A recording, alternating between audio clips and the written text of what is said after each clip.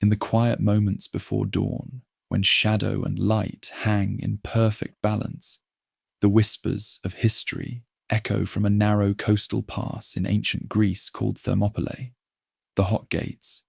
Here, nearly 2,500 years ago, unfolded one of history's most profound demonstrations of courage. Not the blind courage that comes from ignorance of danger, but the rarer, more sublime courage that faces certain death with open eyes and stands its ground nonetheless. The year is 480 BC. The Mediterranean cradles emerging civilizations that will form the bedrock of Western thought. Two forces collide in a confrontation that would forever alter the course of human history. On one side stands the mightiest empire the world has ever known, Persia, a colossus stretching from the Indus River to the shores of the Aegean, from the steppes of Central Asia to the cataracts of the Nile. Led by King Xerxes, son of Darius, grandson of Cyrus the Great, commanding an army so vast that legends claim it drank entire rivers dry as it marched.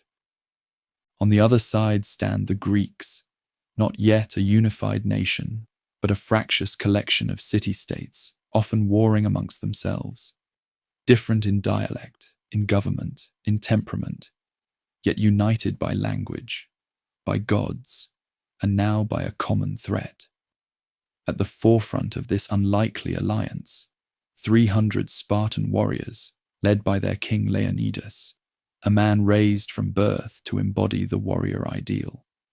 The odds seemed impossible. The Persian force numbered in the hundreds of thousands, the Greek defenders merely thousands. Yet in this imbalance lies the first lesson of Thermopylae, that mathematics alone cannot calculate the power of will, the strength of discipline, or the force of warriors fighting for their homes. What happened at this narrow pass between mountain and sea has echoed through time not merely as a military engagement, but as a fundamental human parable. It speaks to something elemental in humanity, the notion that some principles are worth dying for, that freedom requires sacrifice, that the few may sometimes stand against the many, and even in defeat, achieve an immortal victory. In this crucible of conflict, stunning courage and bitter betrayal unfolded. The limits of human endurance were tested and occasionally transcended. Men from different worlds, with different visions of how life should be lived, clashed not only with weapons of bronze and iron, but with fundamentally opposing ideas about the relationship between the individual and the state. Beyond the clash of spears and the thunder of thousands of feet marching toward destiny lay quieter, more intimate moments. A Spartan warrior's final night with his wife, a Persian commander's doubts, the weight of a king's decision when he realizes the battle is lost but chooses to remain. This is the story of Thermopylae, a tale of defiance in the face of overwhelming odds, a testament to the heights of sacrifice humans will make for their beliefs and for each other. A moment when a tiny flame of resistance was kindled against the winds of conquest, a flame that, against all expectation, would not be extinguished. The story begins not with the battle itself, but with the gathering storm that made it inevitable, the collision course of two civilizations with vastly different visions of how the world should be ordered. To understand Thermopylae, one must first understand how Greece and Persia came to face each other across a narrow strip of blood-soaked earth in the shadow of the mountains. The seeds of the conflict at the Hot Gates were sown decades before the first Persian foot touched Greek soil. Behind this legendary confrontation lay the inexorable rise of an empire that redefined what political power could encompass. The Persian ascendancy began with Cyrus the Great, who inherited a minor kingdom in the 6th century BC, and through cunning diplomacy and strategic warfare, forged the largest empire the world had yet witnessed. Unlike many conquerors before him, Cyrus displayed remarkable tolerance toward the customs and religions of subjugated peoples. This policy of cultural respect became a hallmark of Persian governance, though beneath this veneer of benevolence lay an uncompromising demand for tribute and obedience. Under Cyrus and his successor, Cambyses II, Persian dominion expanded westward, eventually absorbing the Greek cities along the Ionian coast of Asia Minor. These Greeks, though now Persian subjects, maintained their distinct culture, trade networks, and restless spirit of independence. They formed an uneasy frontier between two worldviews: the Persian model of a vast, centralized empire ruled by divine authority, and the Greek experiment with smaller, self-governing city-states. Following palace intrigues and succession disputes, Darius I seized the Persian throne.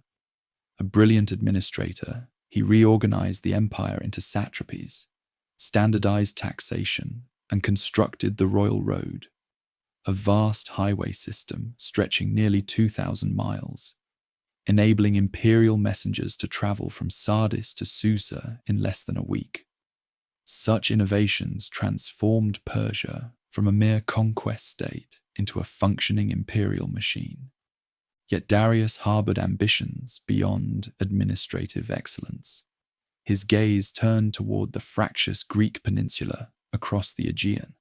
Persian spies infiltrated Greek cities, gathering intelligence on their militaries, their politics, and most importantly, their interminable rivalries. Reports flowed back to the great king. Athens and Sparta distrusted each other. Thebes had grievances against Athens. Argos resented Spartan dominance.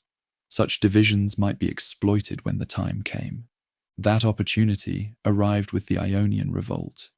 Led by Aristagoras of Miletus, the Greek cities of Asia Minor rose against Persian rule.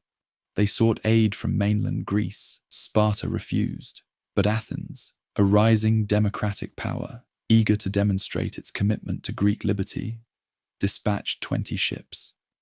Eretria, a small polis on the island of Euboea, contributed 5 more. This intervention proved fateful. Though initially successful, the rebellion ultimately crumbled. Persian forces recaptured Miletus, executing some inhabitants and enslaving others. Darius, however, had not forgotten Athens' involvement. In his royal chambers, he instructed a servant to whisper in his ear 3 times daily, "Master, remember the Athenians." The great king soon launched his first punitive expedition against mainland Greece, led by his son-in-law Mardonius. Fate intervened when a violent storm wrecked much of the Persian fleet near Mount Athos. Undeterred, Darius prepared a second, larger force. His heralds traveled throughout Greece demanding earth and water, symbolic tokens of submission. Many smaller city-states complied, but Athens and Sparta not only refused, but executed the messengers, a shocking violation of diplomatic custom that made conflict inevitable. The following summer, a Persian armada landed at Marathon, a coastal plain 26 miles from Athens. What followed entered the realm of legend.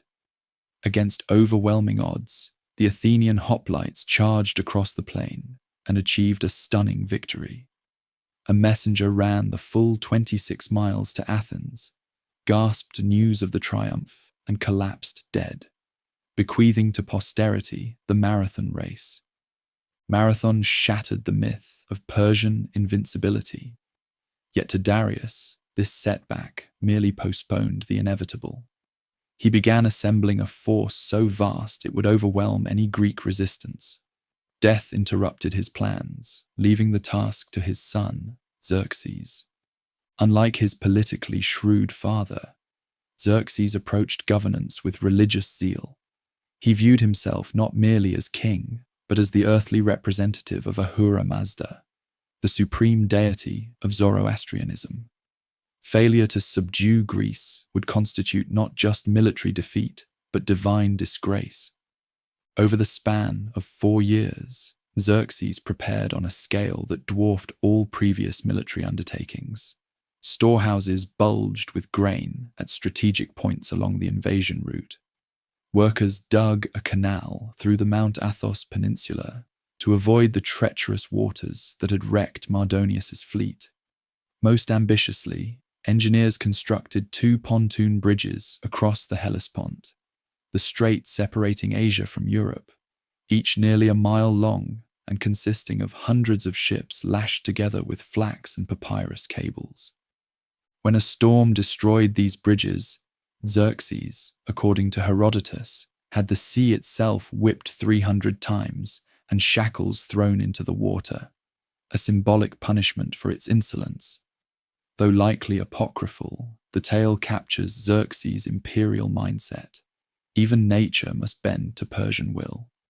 Throughout this period of preparation, Persian informants in Greece provided intelligence on the political climate. The news heartened Xerxes. The Greek city-states remained divided, with many willing to submit rather than face annihilation. Moreover, the Persians had cultivated alliances with influential Greek families, who saw Persian overlordship as preferable to domination by rival Greek cities. Among these collaborators was Demaratus, an exiled Spartan king who now advised Xerxes. When the great king questioned him about his former countrymen, Demaratus offered a warning that would prove prophetic. The Spartans will fight even if they are fewer than their enemies, for they fear their law more than your subjects fear you. Xerxes dismissed such cautions. By the time winter gave way to spring, he had assembled a host that, according to Herodotus, numbered 2.6 million military personnel, plus an equal number of support staff. Modern scholars consider these figures wildly exaggerated, estimating the actual force between 100,000 and 300,000. Still, an overwhelming number by ancient standards. The invasion force comprised not just Persians, but contingents from every corner of the empire. Egyptians, Assyrians, Indians, Scythians, Ethiopians, and dozens more. Some rode horses, others camels.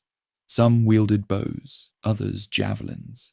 Some wore elaborate armor, others fought nearly naked.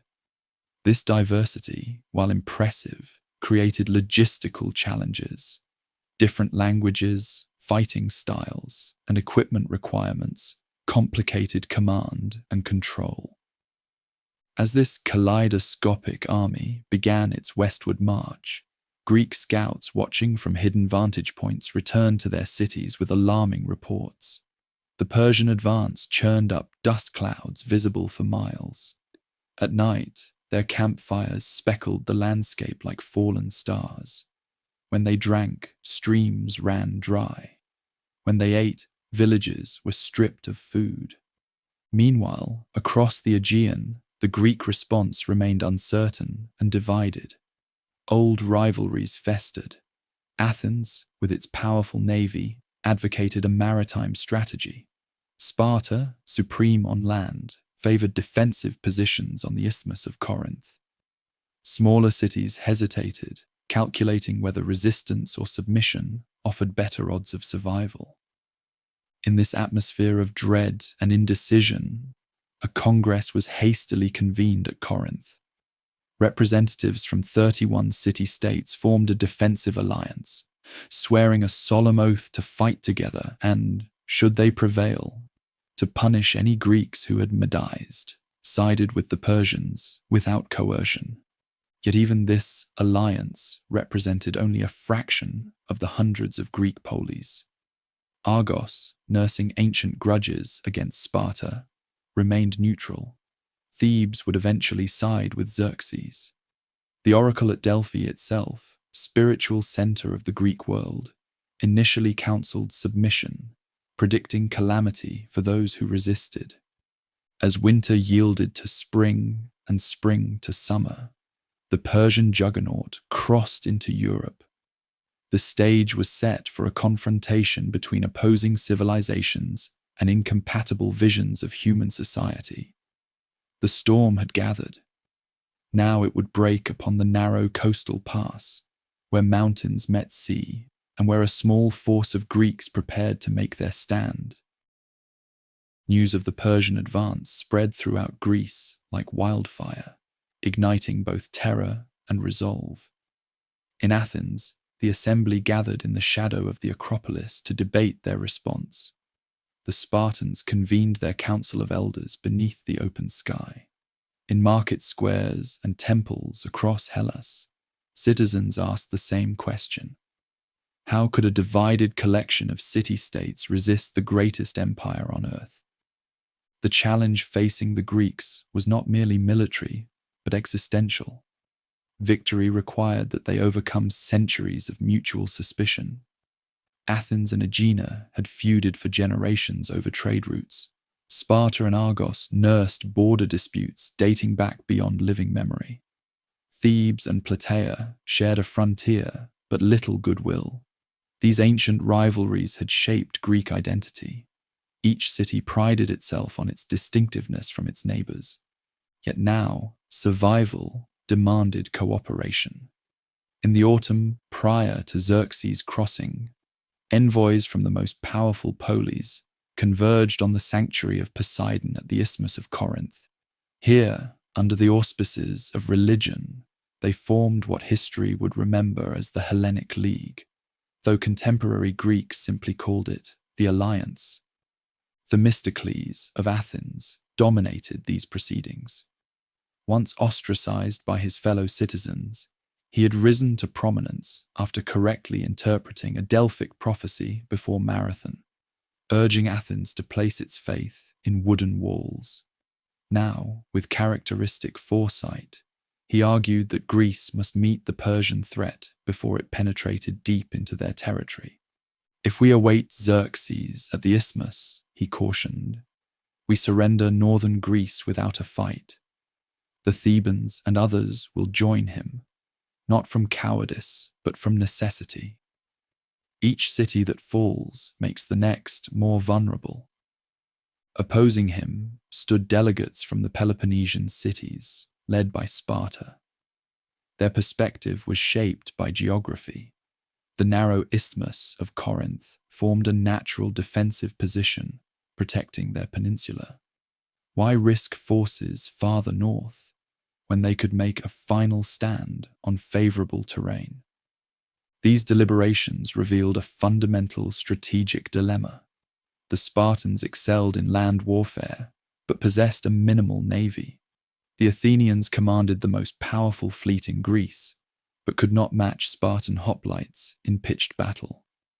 Any effective response would require both elements, yet neither city fully trusted the other with command. Into this tense atmosphere came disturbing news from Delphi. Emissaries sent to consult Apollo's oracle returned with prophecies of doom. When the Athenians asked how they might survive the coming onslaught, the Pythia's first response chilled their blood.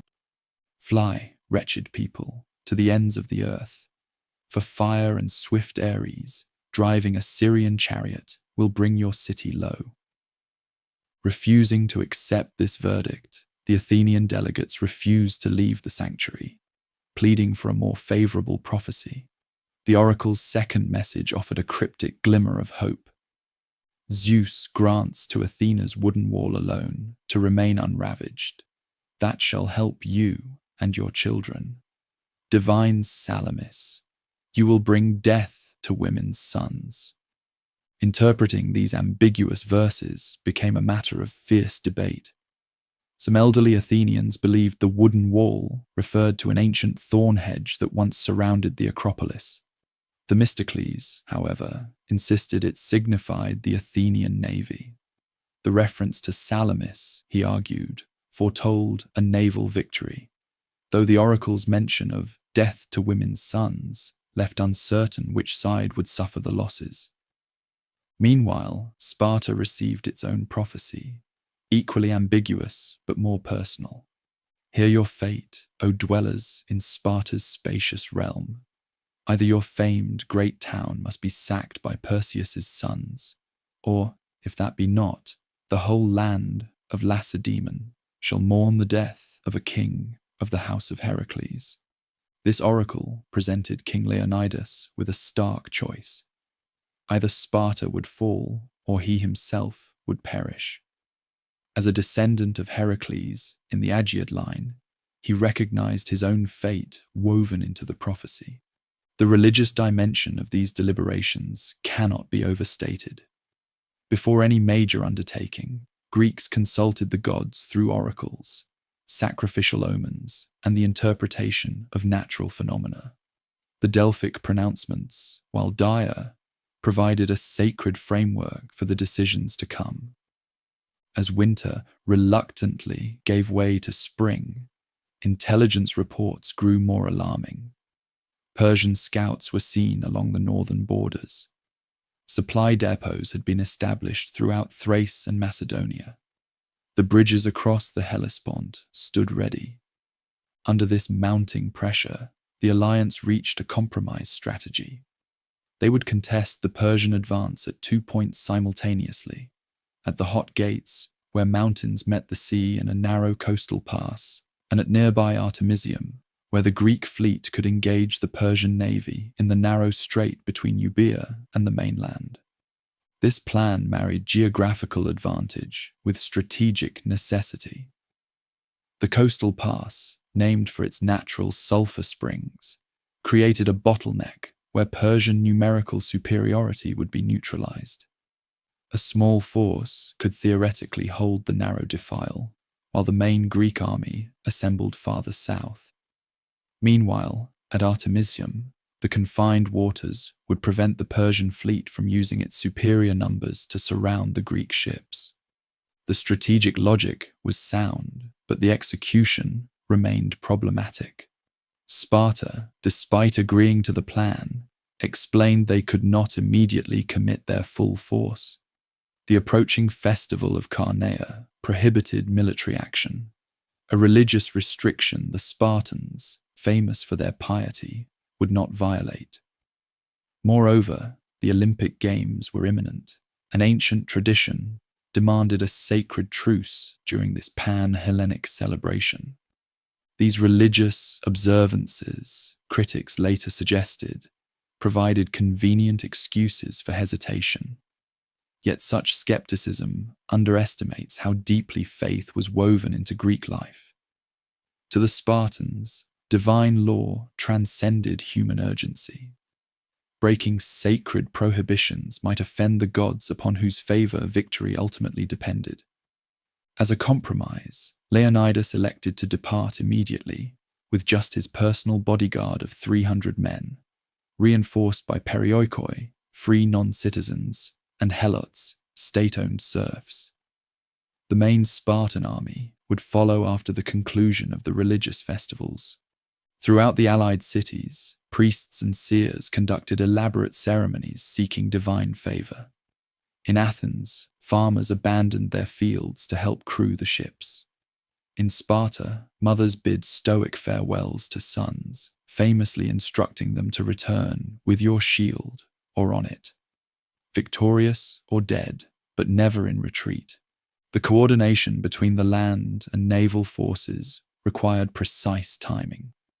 Eurybiades, a Spartan commander, despite his city's limited naval tradition, received overall command of the fleet. This arrangement satisfied Spartan pride, while acknowledging that most ships came from Athens and other maritime states. Themistocles, commanding the Athenian contingent, exerted influence through persuasion rather than formal authority. As the Greek forces made their way toward the designated positions, reconnaissance parties brought back detailed information about the terrain. The mountain pass featured not merely one defensible position, but several. The primary choke point, the middle gate, narrowed to a passage barely wide enough for a single wagon. The Phocians, who knew the area intimately, revealed the existence of a mountain path that, if left unguarded, could allow the Persians to outflank the defenders. Leonidas noted this vulnerability and assigned Phocian troops to monitor the trail. Meanwhile, religious rituals continued to shape Greek preparations. Before embarking for the battleground, Leonidas consulted the Delphic oracle personally. Understanding the prophecy about a king of Heracles' line, he recognized that this expedition might claim his life. When selecting his 300 Spartans, he chose only men who had living sons, ensuring their bloodlines would continue regardless of the battle's outcome. On the eve of departure, Sparta held solemn sacrifices. As Leonidas prepared to lead his men northward, his wife Gorgo asked what she should do in his absence. His reply distilled Spartan values into a single command: marry a good man and bear strong children. This exchange, whether historical or apocryphal, captures an essential truth about Greek resistance. They fought not merely for immediate survival, but for a way of life they believed worth preserving, one that valued freedom, self-governance, and the right of each city to determine its own destiny. As the Persian colossus continued its inexorable advance southward, the fragile Greek alliance steeled itself for the coming test. At the mountain gateway and Artemisium, they would soon discover whether their strategy, courage, and divine favor could withstand the overwhelming force gathered against them. The first true clash of East and West was about to begin. To understand the stand at the hot gates, one must first understand Sparta and the extraordinary man who led its warriors to that fateful pass. Unlike Athens, with its philosophical discourse and artistic achievements, Sparta organized its entire society around a single purpose: creating the perfect warrior. This militaristic focus transformed the small polis into the most feared land power in the Greek world. The Spartan system began at birth. Elders examined every newborn, and those deemed weak or deformed faced abandonment on the slopes of Mount Taygetus. By age 7, boys left their homes for the agoge, a brutal training regimen that would consume the next 13 years of their lives. They slept on reed mats, went barefoot in all seasons, and received deliberately insufficient food to encourage stealth and cunning through theft. Though punishment was severe if caught, physical hardship formed only part of their education. Young Spartans learned to read and write, not for cultural enrichment, but for military necessity. They studied the poems of Tertius, which glorified dying in battle rather than retreating. Most distinctively, they developed the famed laconic wit, the ability to express complex thoughts with minimal words, a trait so characteristic that our modern term laconic derives from Lacedaemon, Sparta's formal name. Training emphasized group cohesion rather than individual prowess. The phalanx, Sparta's signature battle formation, functioned effectively only when each warrior subordinated personal glory to collective success. This mindset produced soldiers who, unlike other Greeks, did not break formation to pursue fleeing enemies or loot the fallen. They maintained discipline until victory was complete.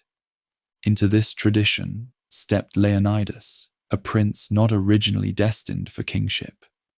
Born around 540 BC to King Anaxandridas II and his second wife, Leonidas had 2 older half-brothers from his father's first marriage and 1 full brother, Cleombrotus. As the third son, he experienced the full rigors of the agoge, unlike the firstborn who, as heir apparent, received special treatment. This complete immersion in Spartan military life forged a commander intimately familiar with the training, capabilities, and mindset of those he would eventually lead. Fate intervened when his half-brother, King Cleomenes Theubrons, died without male heirs around 490 BC. The succession passed to Leonidas, who had married Cleomenes' daughter Gorgo, a woman renowned for her intelligence and political acumen. By the time Xerxes threatened Greece, Leonidas had ruled for a decade, earning respect for both his military judgment and his adherence to traditional Spartan values. Unlike the flamboyant Persian monarch who styled himself divine, Leonidas embodied the Spartan ethos of restraint. He lived in a simple house, ate the same black broth as common soldiers, and submitted to the same civic restrictions. Though a king, he answered to Sparta's ephors, 5 annually elected officials who could check royal power, and shared rule with a co-king from the Eurypontid dynasty. This divided authority, while sometimes cumbersome, prevented the emergence of tyranny. When news arrived of Xerxes' advance, Leonidas confronted a decision unprecedented in Spartan history. Tradition dictated that the full Spartan army, some 8,000 elite hoplites, never deployed during religious festivals, yet waiting until after the Carneia would surrender the strategic mountain passage. Taking an advance force offered the only solution, but this required circumventing convention without explicitly violating sacred law. Here, Leonidas demonstrated the political acumen that complemented his military prowess. Rather than commanding the attendance of regular units, he personally selected 300 men from among the Spartiates, full citizens who had completed the agoge, established households, and participated in the communal messes called syssitia. But his selection followed a crucial criterion, often overlooked in popular retellings. Each chosen warrior had to have a living son. This requirement served multiple purposes. Practically, it ensured the continuation of Spartan bloodlines should the mission prove fatal. Symbolically, it acknowledged the likelihood of death without explicitly stating that the mission was suicidal. Most importantly, it fulfilled the prophecy that Sparta itself would be preserved only through the sacrifice of a king from the Heraclid line, Leonidas himself. Among those selected was Dienekes, whose laconic wit would become legendary. When told that Persian arrows would fly in such numbers that they would blot out the sun, he purportedly replied, "Good, then we shall fight in the shade." The remark, preserved by Herodotus, encapsulates the Spartan combination of discipline, fatalism, and grim humor. Another chosen warrior, Aristodemus, would suffer an inflammation of the eyes en route to the battlefield. Leonidas ordered him to return to Sparta, a command that would later subject Aristodemus to accusations of cowardice after he alone survived. Such was the Spartan expectation: return victorious or dead, but never without your comrades. Though the famous 300 dominates popular imagination, Leonidas did not march alone. His Spartans brought their helots, serfs owned by the state who served as attendants, carrying equipment and providing support. More significantly, the Spartan force joined with other Greek contingents, 700 Thespians, 400 Thebans, whose loyalty remained suspect, 1,000 Phocians, and troops from several other cities, bringing the total Greek force at the coastal defile to approximately 7,000 men. The diversity within this force presented both challenges and opportunities. Unlike the Spartans, who had trained together since childhood, many allied contingents had never fought side by side. They carried different weapons, followed different tactical doctrines, and spoke different dialects. The Spartans favored the dory, a thrusting spear approximately 8 feet long, and fought in a tight phalanx where each man's shield protected the warrior to his left. Other Greeks used varied equipment and less rigid formations. Leonidas's challenge lay in integrating these disparate elements into an effective fighting force. He stationed his troops strategically, placing the Phocians along the mountain path, where their local knowledge proved valuable. The Spartans would anchor the main defensive line at the narrowest point of the pass, where Persian numerical advantage would be neutralized. Other contingents would rotate into the front lines to rest the primary defenders. On the eve of their march northward, the 300 participated in funerary rites. Though they were still living, they competed in funeral games normally held to honor the dead, a ritual acknowledgement of their likely fate. Their women presented them with their shields, uttering the famous charge, "Come back with this or on it." As the small army departed, they moved not with the despair of men marching to death, but with the grim determination of warriors who had, since childhood, been taught that dying for Sparta represented life's highest achievement.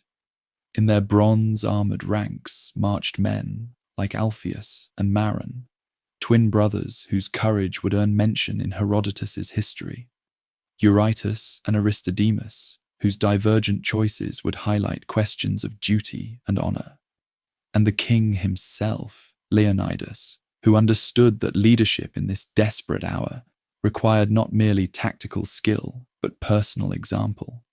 This extraordinary force, a mixture of the Greek world's finest soldiers and ordinary men, transformed by extraordinary circumstances, now moved toward a narrow pass between mountain and sea. There they would confront not merely the largest army ever assembled, but a pivotal moment in the clash between East and West, between imperial domination and the embryonic concept of freedom that had taken root in the rocky soil of Greece.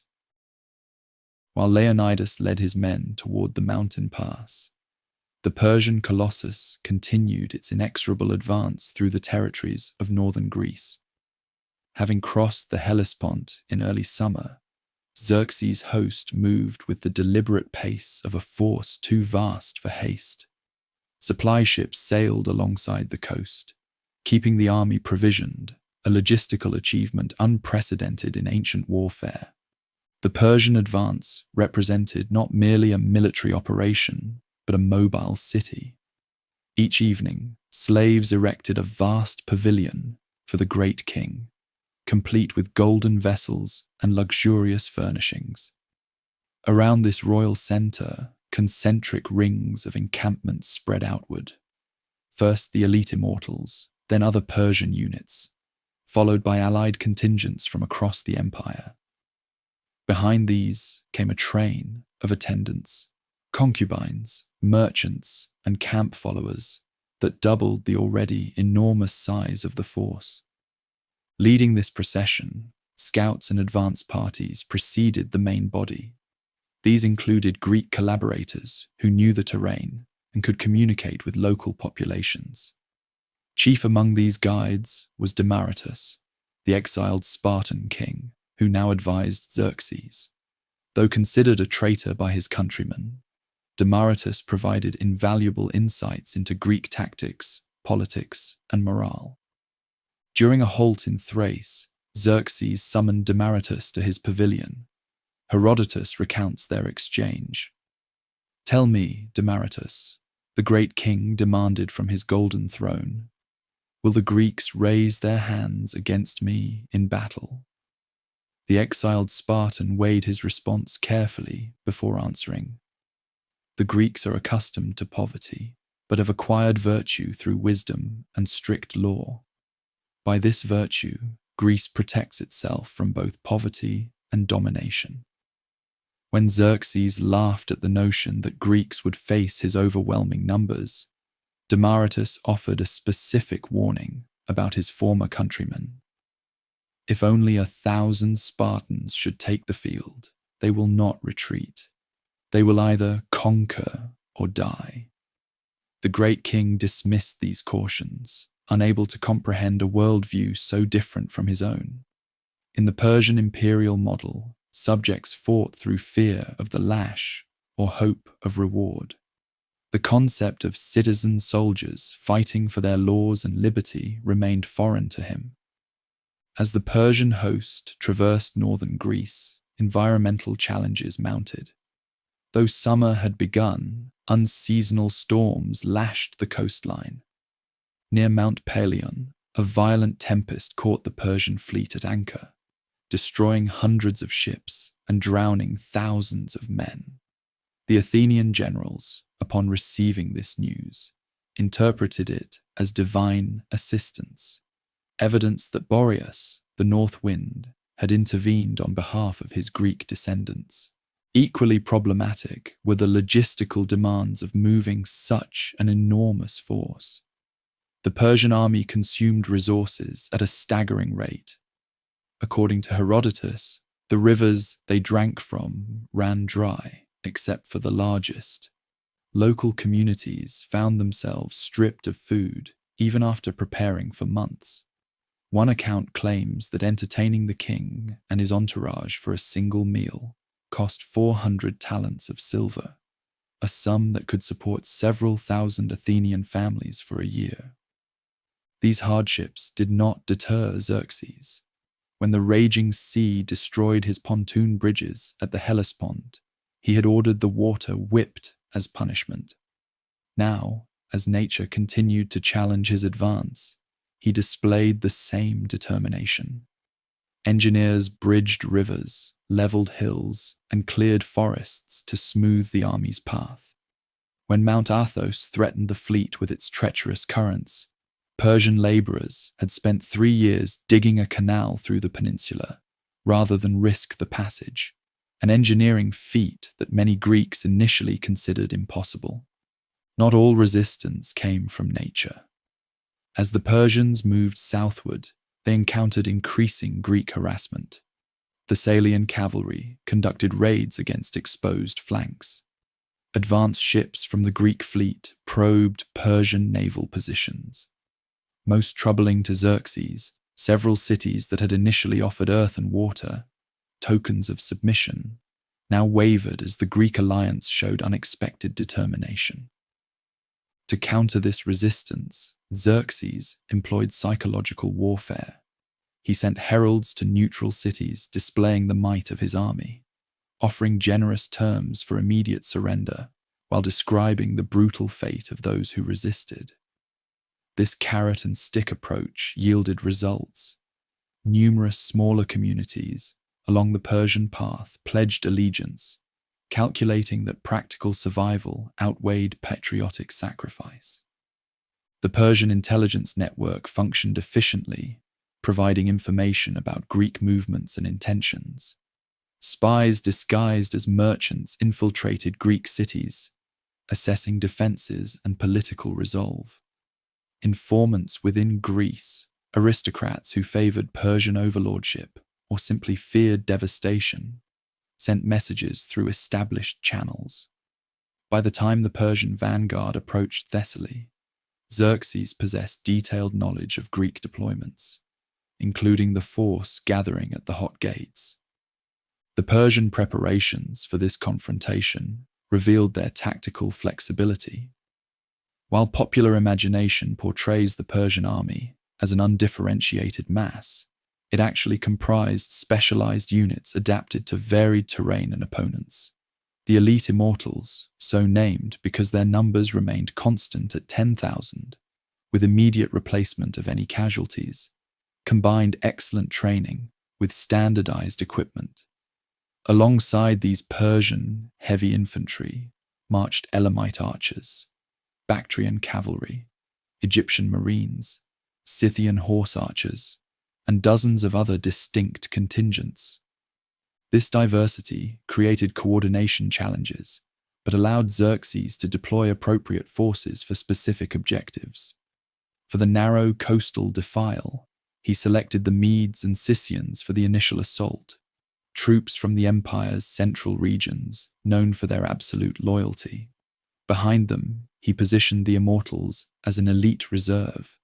As the Persians approached the final mountain ranges separating them from central Greece, Xerxes dispatched diplomatic envoys to the main Greek alliance. These messengers carried final terms: submit and receive the great king's mercy, or resist and face annihilation. To reinforce this message, the envoys recounted the fate of cities that had already defied Persian might.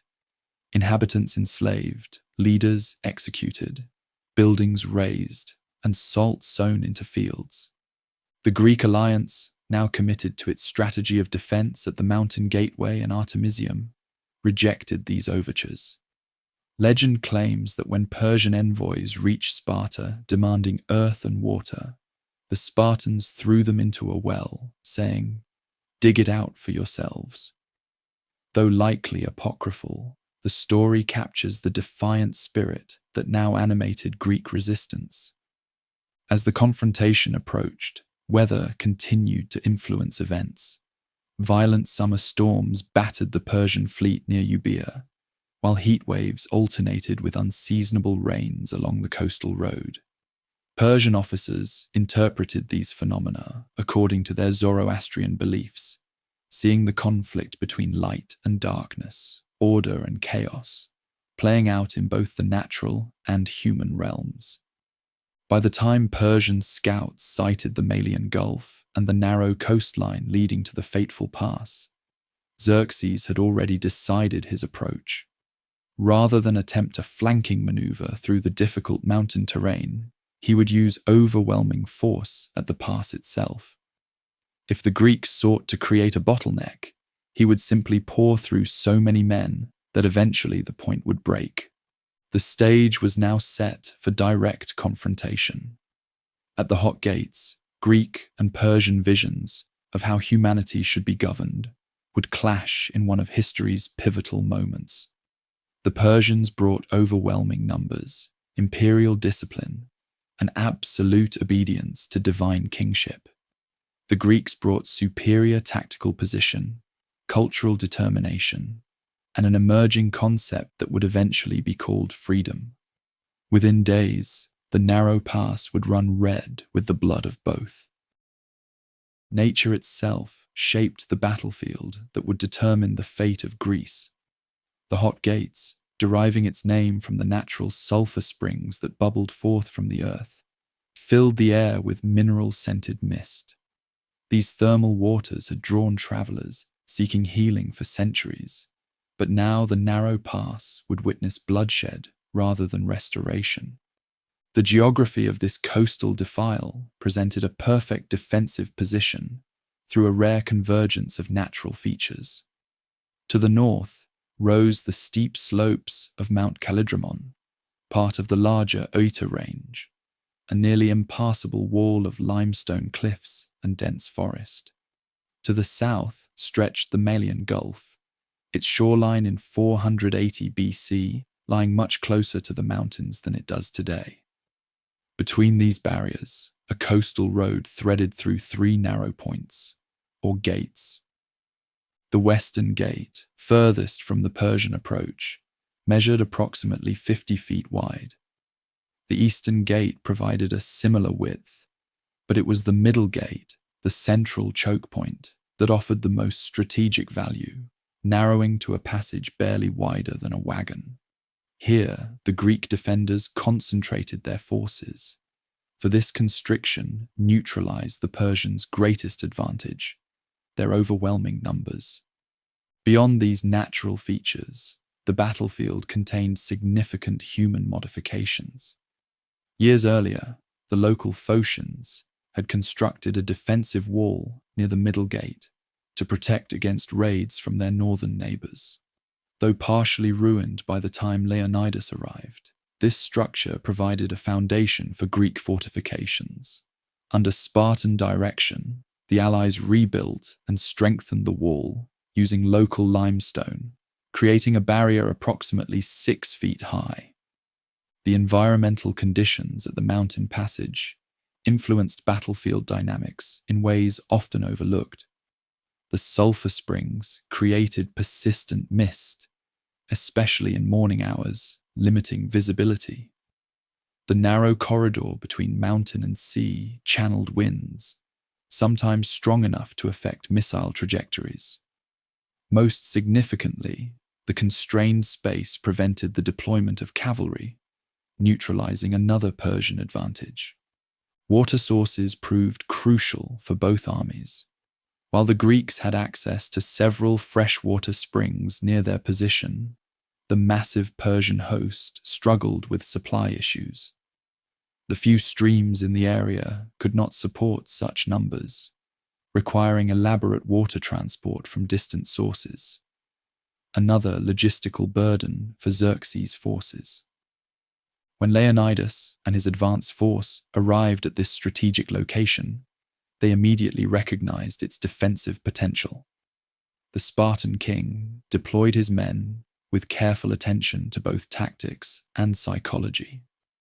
The rebuilt wall anchored their position, with the seasoned Spartans holding the front lines at the narrowest point. Other Greek contingents positioned themselves in supporting formations, ready to rotate forward as needed. The Phocian troops, approximately 1,000 strong and familiar with the local terrain, received a special assignment. Leonidas stationed them along the mountain path, the Thermopylae trail, that circumvented the main pass. This route, little more than a shepherd's track winding through forests and ravines, represented a potential vulnerability if the Persians discovered it. The Phocians' knowledge of every twist and overlook made them ideal sentries for this critical flank. Meanwhile, the main Greek force transformed the battlefield with practical adaptations. They cleared limited fields of fire, positioned obstacles to channel Persian advances, and established observation points with signal systems for rapid communication. These preparations, though hasty, reflected the professional military expertise of the Spartan officers. From these defensive positions, the Greeks could see across the Malian plain, where the Persian multitudes would soon appear. Beyond tactical considerations, the setting carried profound symbolic resonance. Here, between mountain and sea, a line had been drawn that represented more than mere geography. It marked the boundary between Persian imperial ambition and Greek independence, between submission to a god-king and adherence to human law.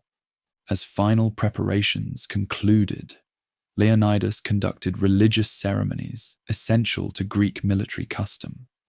Priests accompanying the expedition examined the entrails of sacrificed animals, seeking divine guidance. The initial omens appeared unfavorable, a sobering message that the gods foresaw death for those who fought. Yet Leonidas, having already accepted the Delphic prophecy about a king's necessary sacrifice, pressed forward undeterred. The night before the Persians arrived, Greek scouts returned with intelligence about enemy numbers and composition. The reports confirmed what many had feared. The Persian host stretched beyond sight across the Malian plain. Campfires illuminated the darkness like fallen stars, each flame representing dozens of enemy soldiers. Before dawn, mist from the hot springs enveloped the pass, creating an otherworldly atmosphere as the Greeks made final preparations for the coming onslaught. Atop the rebuilt wall, Leonidas gathered his commanders. With laconic precision, he outlined their strategy. Hold the narrows, force the Persians to commit their troops through the bottleneck, and inflict maximum casualties before the next rotation of defenders moved forward. The Greeks would fight in disciplined shifts, ensuring fresh troops always faced the enemy, while exhausted units withdrew for rest. The battlefield's confined dimensions actually simplified Greek tactical requirements. There would be no complex maneuvers, no flanking opportunities, no cavalry charges. Instead, the conflict would reduce to its most essential form, a test of discipline, stamina, and will. The phalanx, the interlocked shield wall that represented Greek tactical innovation, would face its greatest challenge. At the heart of this formation stood the aspes, the bronze-faced wooden shield carried by each hoplite. 3 feet in diameter and weighing approximately 16 pounds, the aspis was designed for collective rather than individual defense. Each warrior's shield protected not only himself, but also the left side of the man beside him, creating an overlapping wall of bronze. This system demanded absolute cohesion. If a single man broke ranks, he endangered his entire line. As the first light of dawn illuminated the coastal corridor, the mists parted to reveal the Greek position. The bronze of their shields and helmet crests gleamed in the morning sun. Behind the disciplined front ranks stood rotation forces, ready to replace the vanguard as exhaustion set in. Behind them, on higher ground, archers from various city-states prepared to provide supporting fire. The fateful ground was now prepared, a stage set for heroism, sacrifice, and tactical brilliance. It awaited only the entrance of the Persian host to begin one of history's most consequential dramas.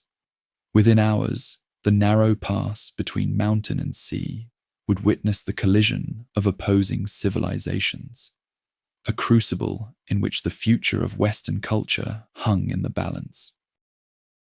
The initial Persian scouts who crested the final ridge overlooking the Hot Gates brought back reports that visibly troubled Xerxes.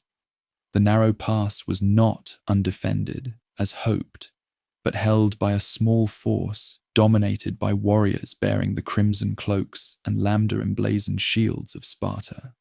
Herodotus recounts the great king's disbelief upon learning that these Greeks were not preparing for flight, but rather engaging in what appeared to be casual activities. Some exercised naked, others combed their long hair with apparent unconcern. Demaratus, the exiled Spartan king in Xerxes' entourage, explained this seemingly bizarre behavior. These men have come to fight us for the pass, and for this they prepare themselves. It is their custom to attend to their hair when they are about to risk their lives. Know that if you overcome these men, and those remaining behind at Sparta, there is no other race of humans who will raise their hands against you. You are now facing the noblest kingdom in Greece and the bravest men. Xerxes, convinced that such a small force would retreat once the full Persian army appeared, waited 4 days before ordering an attack. This delay served multiple purposes. It allowed his main body to consolidate, gave an opportunity for the Greeks to reconsider their hopeless position, and enabled his commanders to scout the enemy dispositions. When no Greek withdrawal materialized, the great king reluctantly ordered the first assault. The initial Persian attack began with a thunderous volley of arrows that darkened the sky, prompting Dieneke's famous quip about fighting in the shade. Most missiles clattered harmlessly against the Greeks' overlapping shields or embedded themselves in the rebuilt wall. The Median and Sicyan infantry, tasked with the first assault, advanced toward the Greek position in densely packed columns. As they approached the narrows, they compressed further, losing formation coherence as they funneled into the restricted space.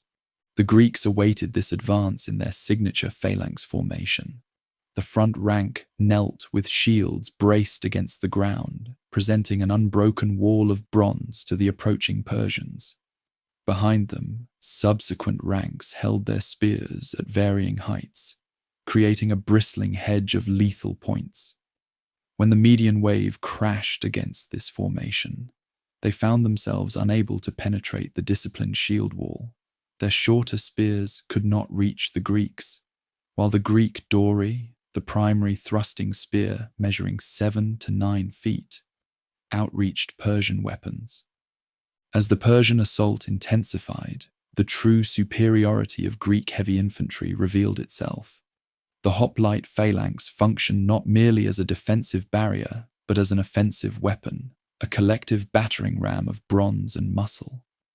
Using a coordinated technique called othismos, the push, the Greek front ranks literally pressed forward, driving their shields into the enemy, while the rear ranks added physical pressure. This relentless pushing forced the Persians back, often causing them to stumble over their own fallen comrades.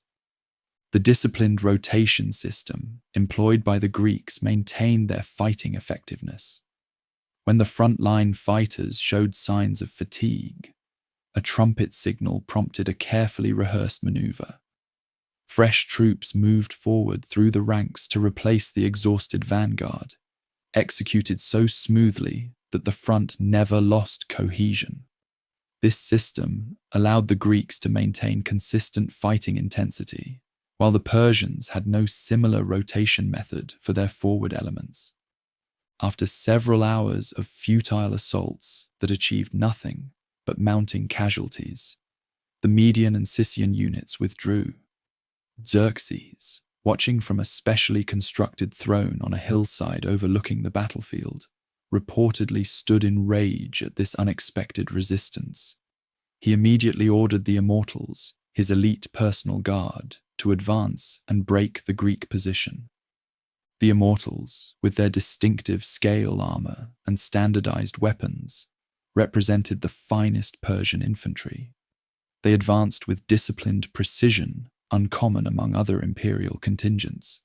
Yet even these elite troops found themselves neutralized by the brutal calculus of the mountain corridor. Their superior numbers, the very foundation of Persian military doctrine, became meaningless when only a limited front could engage the enemy. In the confined space, the battle reduced to a contest of equipment, training, and will. The Greek equipment provided significant advantages in this close-quarters combat. The bronze-faced aspis shield, with its concave design, offered superior protection compared to the lighter wicker shields of most Persian units. Greek bronze helmets, though heavy, provided crucial protection against downward strikes. Most importantly, the Greek dory spear outreached Persian weapons, allowing the defenders to inflict casualties while remaining beyond their opponent's effective range. Throughout the first day's combat, individual acts of bravery punctuated the collective clash of formations. Herodotus records that 2 brothers of Xerxes himself fell in these initial assaults, killed at the forefront while attempting to inspire their men.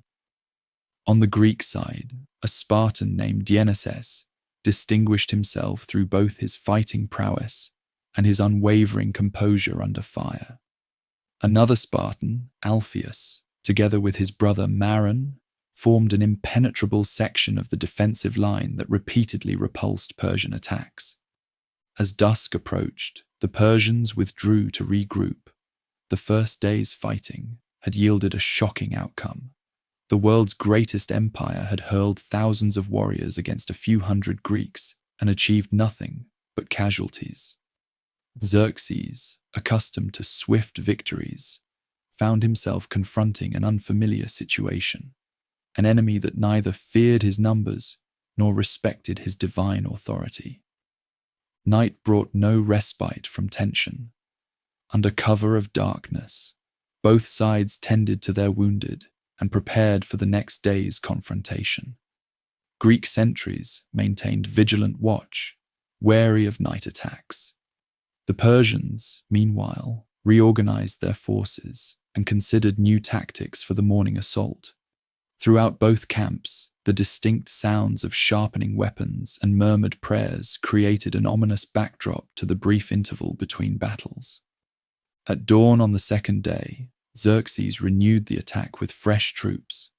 Learning from the previous day's failures, Persian commanders modified their tactics. Rather than sustaining continuous pressure, they launched a series of coordinated assaults.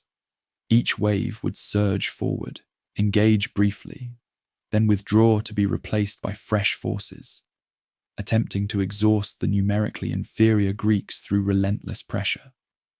The Persian archers, positioned on elevated ground, provided covering fire for these advances. Their arrows, though individually less lethal against armored hoplites, caused casualties through sheer volume and forced the Greeks to maintain their protective shield coverage. This missile barrage particularly targeted officers identifiable by their distinctive helmet crests, hoping to disrupt the Greek command structure. Despite these refined approaches, the fundamental dynamic remained unchanged. The Greek phalanx held firm against wave after wave of attackers. When Persian units managed to create temporary breaches in the formation, quick responding Greek reserves sealed these vulnerabilities before they could be exploited. The rebuilt wall, though damaged in several places, continued to provide a crucial defensive anchor for the Greek position. Throughout the second day, Leonidas personally led from the front, rotating between different sections of the line to inspire his men and assess tactical developments. Unlike the Persian king, who watched from a distance, the Spartan ruler shared every danger with his soldiers. This visible leadership reinforced morale among both Spartans and allied contingents, who witnessed their commander exhibiting the same courage he demanded from them. Simultaneously with the land battle, the naval engagement at nearby Artemisium unfolded with similar intensity. The Greek fleet, commanded primarily by Athenian and Corinthian triarchs, under the nominal leadership of the Spartan Eurybates, engaged the Persian navy in the narrow strait. Like at the coastal defile, the confined waters neutralized Persian numerical superiority. Runners maintained communication between the two battlefronts, each force drawing resolve from knowledge that their counterparts continued to resist. As the second day of fighting drew to a close, the Persians again withdrew, with little to show for their efforts besides mounting casualties. Greek losses, while significant, remained sustainable due to their disciplined fighting system. The wounded received treatment from physicians who had accompanied the expedition, utilizing herbs, wine for disinfection, and bandages to return as many fighters as possible to combat readiness. That evening, while Persian commanders debated increasingly desperate tactical options, an unexpected visitor approached their camp. Ephialtes, a local Malian, requested an audience with Persian officers. Motivated either by promised reward or fear of Persian retribution against his region, he revealed a devastating secret: the existence of a mountain path that circumvented the main pass. For the right price, he would guide a Persian detachment along this route, allowing them to outflank the Greek position and attack from behind. This treachery, more than any tactical brilliance or overwhelming numbers, would prove decisive. Xerxes immediately grasped the strategic opportunity and ordered Hydarnes, commander of the Immortals, to lead a force along the hidden path under cover of darkness. Meanwhile, the main Persian army would launch fresh attacks at dawn to fix the Greek defenders in position, unaware of the outflanking threat developing in the mountains above them. As these Persian units began their stealthy ascent, guided by Ephialtes, the third day of battle approached, bringing with it the dramatic climax of the confrontation at the mountain gateway. In the darkest hours before dawn on the third day, while most of the Greek defenders slept in brief respite from battle, a column of Persian immortals wound their way silently along the Anapaia path. This narrow track, more suited to mountain goats than armored men, twisted through dense forests and across treacherous ravines on the slopes of Mount Calidramon. Leading them was Ephialtes of Trachis, a local Greek whose name would become synonymous with treachery for millennia to come. The Anapaia path represented the fatal vulnerability in the Greek defensive position. Beginning east of Thermopylae and ascending through oak forests onto the mountain's shoulders, it eventually descended to rejoin the coastal road behind the Greek lines. Though difficult terrain, it provided a viable route for disciplined infantry able to move in single file. Leonidas had not overlooked this danger. He had stationed 1,000 Phocian hoplites along the path precisely to prevent such a flanking maneuver. As the Persian column approached the Phocian position under cover of pre-dawn darkness, an unexpected sound betrayed their advance. The rustling of oak leaves beneath thousands of feet alerted the Greek sentries. Herodotus records that the Phocians realized an enemy approached not by sight, but by the distinctive sound of leaves crunching underfoot, a sound amplified by the still mountain air. Alarmed, the Phocian commanders hastily roused their men. Still adjusting armor and forming ranks, they watched as the shadowy mass of Persian infantry emerged from the forest. The Immortals, seeing these defenders, immediately halted their advance, while runners informed Hydarnes, their commander. Expecting a pitched battle, the Phocians withdrew to a defensible slope adjacent to the path and prepared for combat. Here occurred the fateful miscalculation that would doom the main Greek force. Rather than engaging the Phocians, Hydarnes ordered his men to simply bypass them. The Persian column diverted slightly from the path, keeping to the forest coverage, and continued their advance, leaving the bewildered Phocians on their hilltop position. This Persian decision reflected clear strategic priority. Their objective was not to defeat every Greek unit they encountered, but to complete the flanking maneuver before Leonidas could withdraw his main force.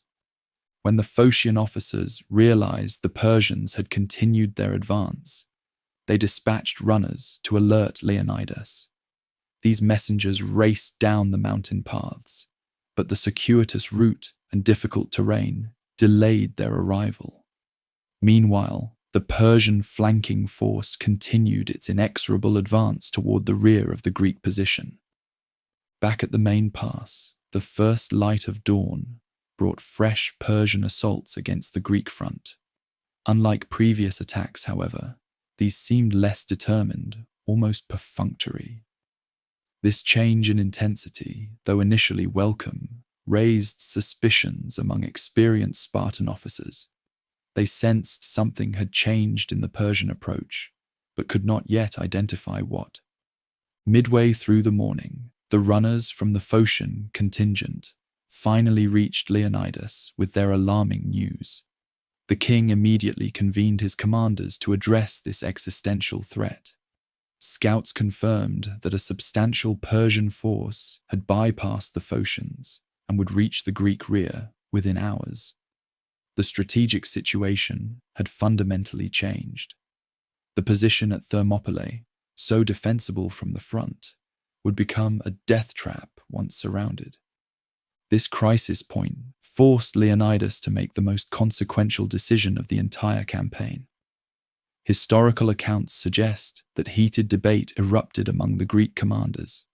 Some advocated immediate withdrawal of the entire force while escape remained possible. Others argued for maintaining position until nightfall, then attempting a breakout under darkness. The Spartan king listened to these arguments before announcing his fateful decision. According to Herodotus, Leonidas dismissed the majority of the allied contingents, ordering them to retreat while the path remained open. He retained only his 300 Spartans, the Thespian contingent, who refused to withdraw, and the Theban force, whose loyalty remained suspect and whom he may have kept as hostages. This decision reflected multiple considerations: military necessity, cultural obligation, and religious prophecy. From a tactical perspective, a rear guard was essential to prevent Persian pursuit of the retreating allies. Without a covering force to delay the enemy, the withdrawing Greeks would be overtaken on open ground, where Persian numerical superiority would prove decisive.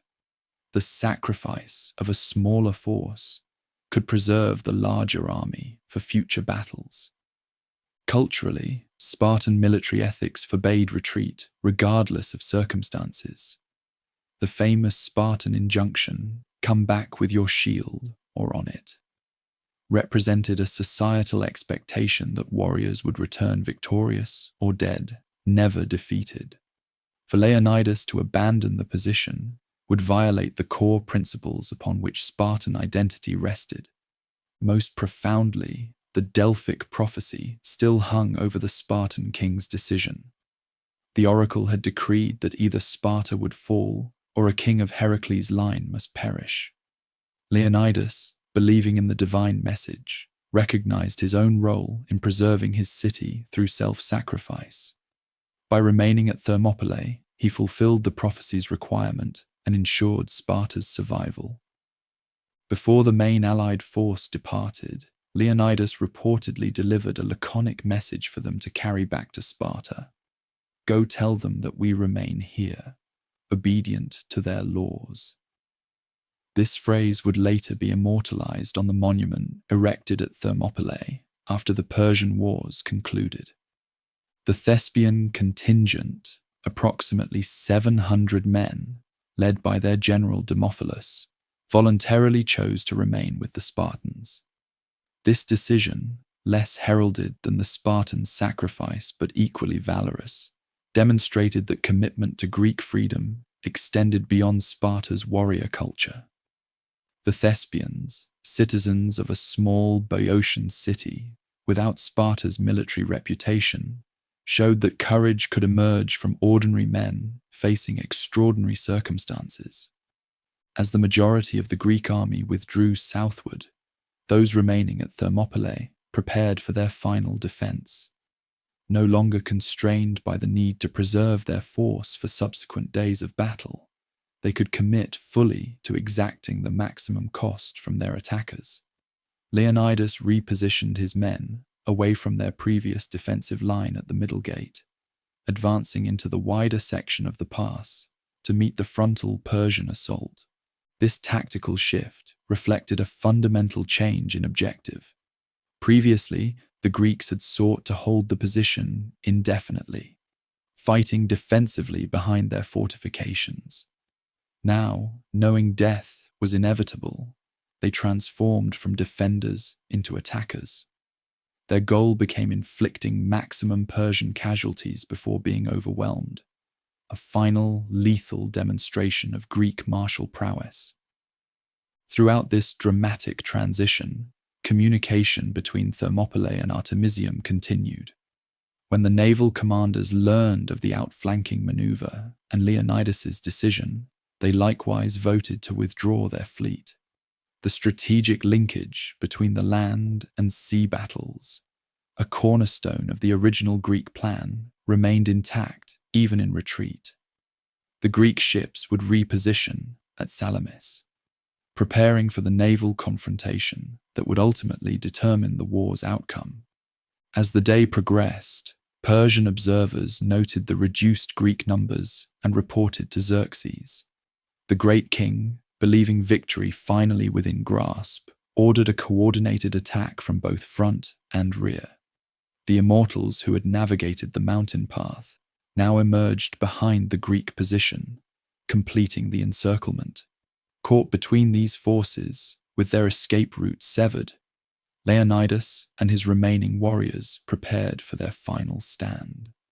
The night before this last battle carried a solemn atmosphere unlike previous evenings. The Greeks performed abbreviated funeral rites for themselves, an unprecedented action that acknowledged their impending fate. According to Plutarch, Leonidas explained their austere final meal, saying, "Dine well, for tonight we shall dine in the underworld." Whether historical or apocryphal, this statement captures the fatalistic acceptance that permeated the Greek camp. As darkness deepened across the battlefield, the defenders of Thermopylae faced their mortality with the disciplined courage their cultures had instilled in them. The Spartans conducted their traditional battle preparations, combing their long hair and readying their weapons with methodical care. The Thespians, though lacking Sparta's lifelong military conditioning, found their own resolve in brotherhood and commitment to Greek freedom. Even the Thebans, whose city would soon ally with Persia, prepared to fight rather than surrender. Dawn would bring the final confrontation, a battle without hope of victory, yet central to Greece's ultimate triumph. The betrayal by Ephialtes had transformed a strategic delaying action into a deliberate sacrifice. But in doing so, it elevated Thermopylae from mere military engagement to immortal symbol. The coming day would witness the culmination of the Greek stand, a last magnificent display of valor that would echo through centuries and inspire countless generations with its testament to human courage in the face of overwhelming odds. Dawn broke on the final day at the hot gates with a crimson sky, a fitting herald for the blood soon to stain the narrow pass. The remaining defenders, no longer fighting for victory, but for how they would be remembered, abandoned their previous defensive positions behind the Phocian wall. Instead, Leonidas led his men into the wider part of the mountain corridor, where they could maneuver more freely and inflict maximum casualties before their inevitable defeat. This tactical shift reflected their changed objective. No longer constrained to holding ground, they sought to kill as many Persians as possible before falling themselves. Herodotus writes that the Greeks now fought with reckless abandon, using hands and teeth when their weapons broke. This desperate fury stemmed not from fear, but from a cold calculation. Each Persian slain at the battlefield would not march against their retreating comrades or threaten the Greek homelands. The Persian approach likewise evolved. Xerxes, having witnessed 2 days of costly frontal assaults, orchestrated a more methodical attack. The immortals who had navigated the mountain path now closed from behind, while fresh troops pressed from the front. Persian officers, understanding the suicidal resolve of their opponents, drove reluctant infantry forward with whips, forcing waves of men against the Greek position through intimidation. As the battle commenced, the remaining Greeks formed a compact circle on a small hill, defending all directions simultaneously.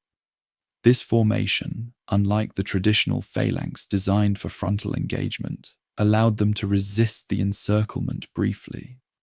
With shields facing outward and spears bristling in all directions, they resembled a bronze-armored hedgehog awaiting the hunter's spears. Individual acts of heroism punctuated the collective struggle. Dieneces, already renowned for his laconic wit about fighting in the shade, fell while protecting a wounded comrade. The brothers Alpheus and Maron, fighting side by side as they had since childhood, accounted for dozens of Persian casualties before being overwhelmed.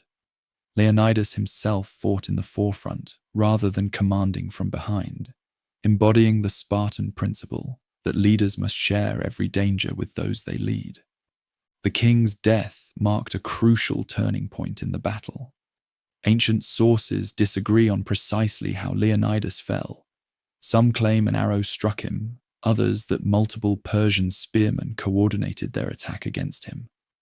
All accounts agree, however, that his body became the focal point of the conflict's most intense fighting. Understanding the Greek reverence for their fallen, Persian commanders ordered special efforts to seize the king's corpse, both for practical demoralization and symbolic triumph. The Spartans responded with fanatical determination to protect their fallen leader. Herodotus recounts that they repulsed 4 Persian assaults specifically aimed at claiming Leonidas's body. This extraordinary effort, maintaining formation while carrying their dead king, demonstrated the profound cultural importance Spartans placed on returning their fallen to proper burial. For these warriors, abandoning their king's body would constitute a disgrace worse than death. During this phase of the battle, the Thebans, whose presence among the final defenders remained somewhat ambiguous, reportedly surrendered to the Persians. Herodotus suggests they had remained unwillingly, held as hostages by Leonidas, who doubted their loyalty. When Persian breakthrough became inevitable, they laid down arms and begged quarter, identifying themselves as sympathizers to the Persian cause. Whether this represents historical fact or Herodotus's Athenian bias against Thebes remains debated. The Thespians, by contrast, fought alongside the Spartans until the end. Led by Demophilus, these citizen soldiers from a small Boeotian city lacked the Spartans' lifetime of military conditioning, yet matched their courage. Their voluntary sacrifice, less celebrated in popular retellings but equally significant, demonstrated that resistance to Persian domination transcended Sparta's unique warrior culture. Ordinary Greeks from modest cities proved willing to die for the emerging concept of freedom. As their numbers dwindled, the remaining defenders withdrew to the most defensible feature, a small hill where today a modern monument marks the battle's final phase. Here, with broken spears and damaged shields, they made their last stand. Persian archers, positioned on surrounding heights, poured volleys of arrows into the shrinking Greek circle. When missiles proved insufficient, Persian infantry charged from all directions in overwhelming force. The final moments of the battle witnessed a transition from organized combat to desperate individual struggles. Greeks with broken spears drew swords. The xiphos, a short blade designed for close combat when formation fighting collapsed. When swords shattered against Persian armor, they fought with daggers, rocks, and bare hands. One Spartan, Aristodemus, suffering from an eye infection, had been ordered to return home before the final battle, a circumstance that would later subject him to severe ostracism in Sparta as the trembler who had survived while his comrades perished. With the Greeks finally overwhelmed, Xerxes ordered special treatment for Leonidas's body. According to Herodotus, the great king, enraged by the unprecedented resistance that had cost him thousands of soldiers, commanded that the Spartan king be decapitated and his head impaled on a stake, an extraordinary dishonor in Persian custom normally reserved for rebels and oathbreakers. This desecration, intended to demoralize other Greeks, instead crystallized their hatred of Persian rule and strengthened their resolve to resist. The remaining Greek bodies lay where they had fallen, initially denied burial rites so essential to their religious beliefs. Persian warriors stripped their armor and weapons, claiming trophies from these worthy opponents. Among the Spartans, identification proved difficult. Unlike other Greeks who wore identifying insignia, the Spartans carried only their distinctive lambda-emblazoned shields and red cloaks as unit identification.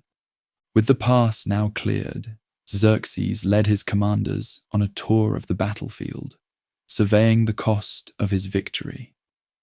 Herodotus records that the Persian king specifically asked to see the fallen Spartans, having developed a grudging respect for these adversaries, who alone had refused to submit to his divine authority.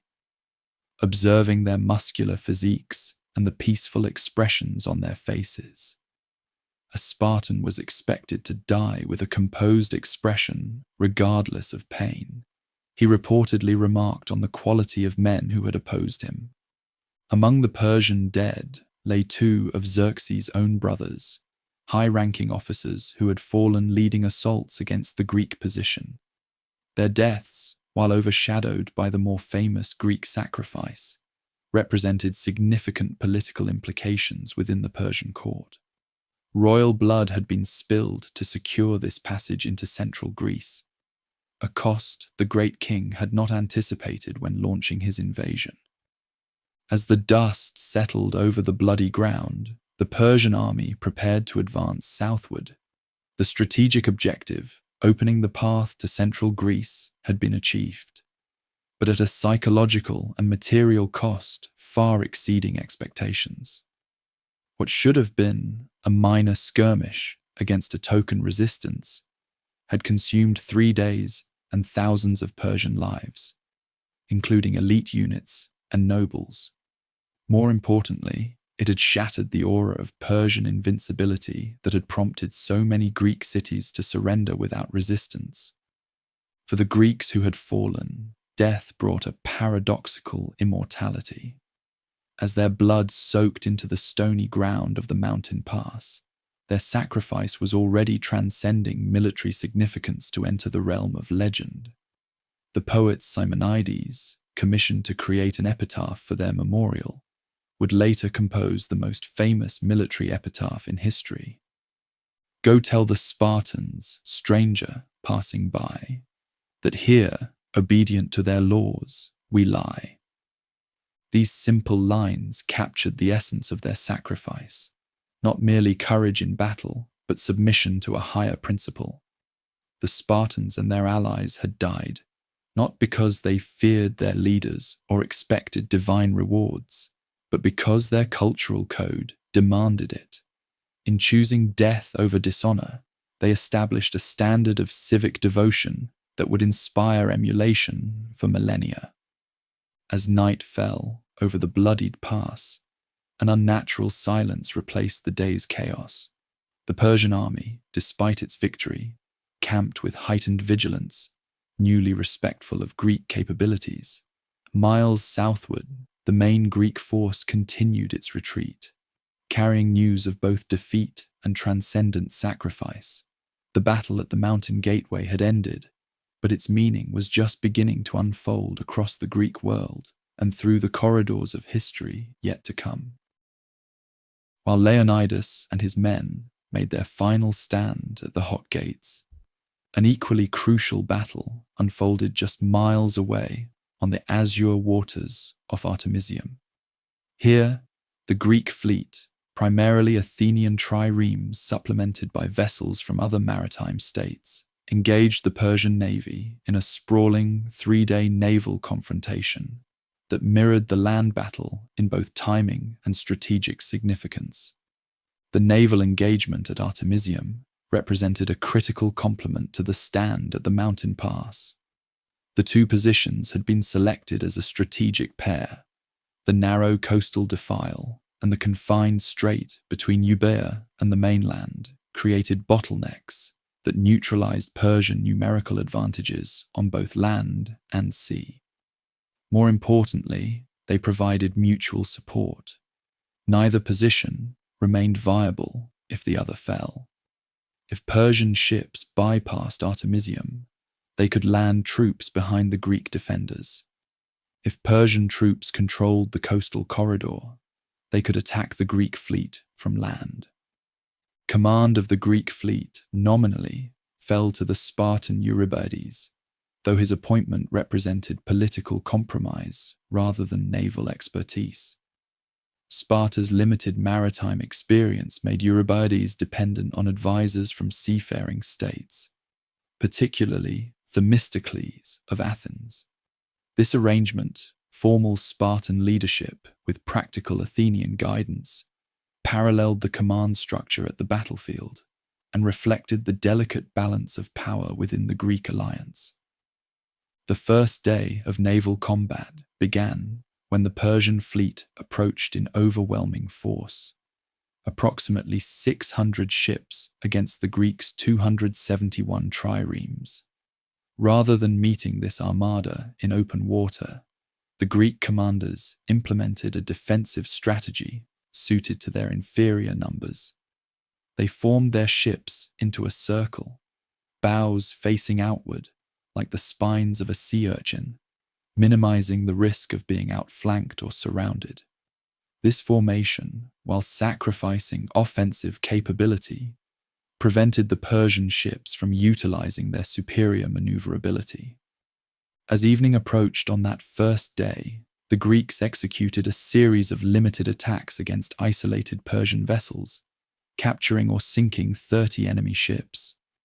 More significantly, they demonstrated that Persian naval supremacy, like their land dominance, could be challenged through superior tactics and local knowledge. The Greek triarchs, ship captains, used their understanding of local currents and winds to gain positional advantages, forcing Persian vessels into unfavorable engagements.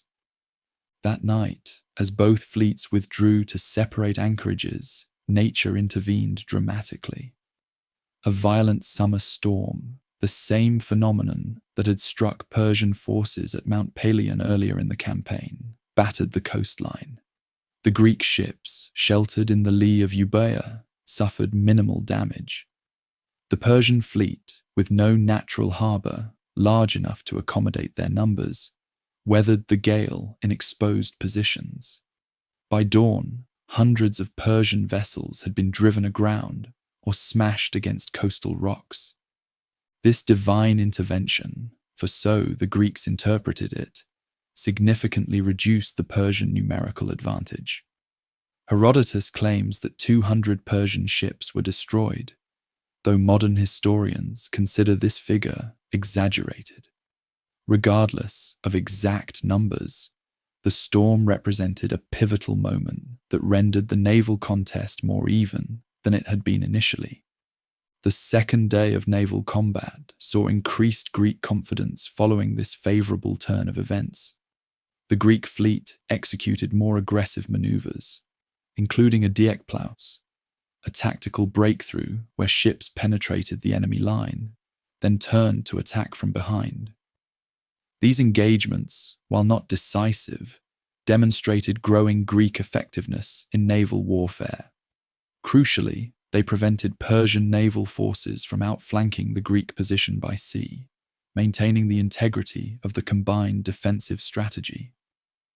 Throughout these naval confrontations, communication between the land battle and Artemisium continued via signal fires and messenger boats. When news arrived that Leonidas had discovered the mountain path and positioned Phocian troops to guard it, the naval commanders adjusted their timeline accordingly. Their primary objective remained keeping Persian ships from landing troops behind the defenders at the hot gates. By the third day of naval combat, the situation had evolved significantly. The Persian fleet, despite storm losses, still outnumbered the Greeks and had begun executing more coordinated attacks. The Greek ships, showing damage from consecutive days of combat, faced increasing difficulty maintaining their defensive posture. Most critically, rumors began circulating of the Persian flanking maneuver through the mountains, news that quickly proved accurate when messengers from the battle site confirmed Leonidas's decision to dismiss most allied contingents. The Greek naval commanders convened an emergency council upon learning of the land battle's inevitable conclusion. With the mountain pass lost, the naval position at Artemisium became strategically untenable. After heated debate, with Athenian representatives particularly reluctant to abandon their position, they voted to withdraw southward. This decision, while militarily necessary, carried profound implications for communities along their retreat path, particularly Athens itself, which now lay exposed to Persian advance. As the Greek fleet sailed south through the Straits of Euboea, they employed a clever deception to mask their withdrawal. The fastest ship from each city remained behind temporarily, maintaining signal fires to suggest continued presence while the main fleet gained distance. These rearguard vessels then rejoined their contingents, having successfully misled Persian naval scouts about the timing of the Greek departure. The coordinated withdrawal from both the coastal defile and Artemisium represented not merely tactical retreat, but strategic recalibration. The Greek alliance, now understanding the full might of Persian forces, adjusted their defensive concept. Rather than attempting to block the Persian advance at its entry to central Greece, they would concentrate forces at the Isthmus of Corinth, the narrow land bridge connecting the Peloponnese to the mainland, while seeking a decisive naval engagement at Salamis. For Athens, these strategic decisions proved especially painful.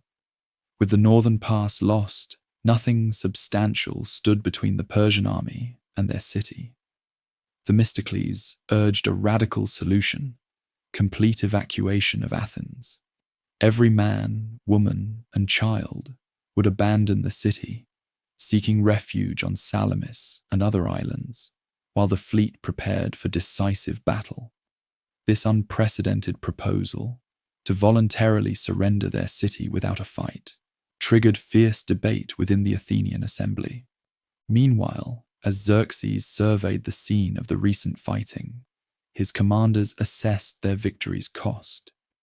Though ultimately successful, the three-day engagement had consumed thousands of Persian lives, including elite troops and royal relatives. The psychological impact proved equally significant.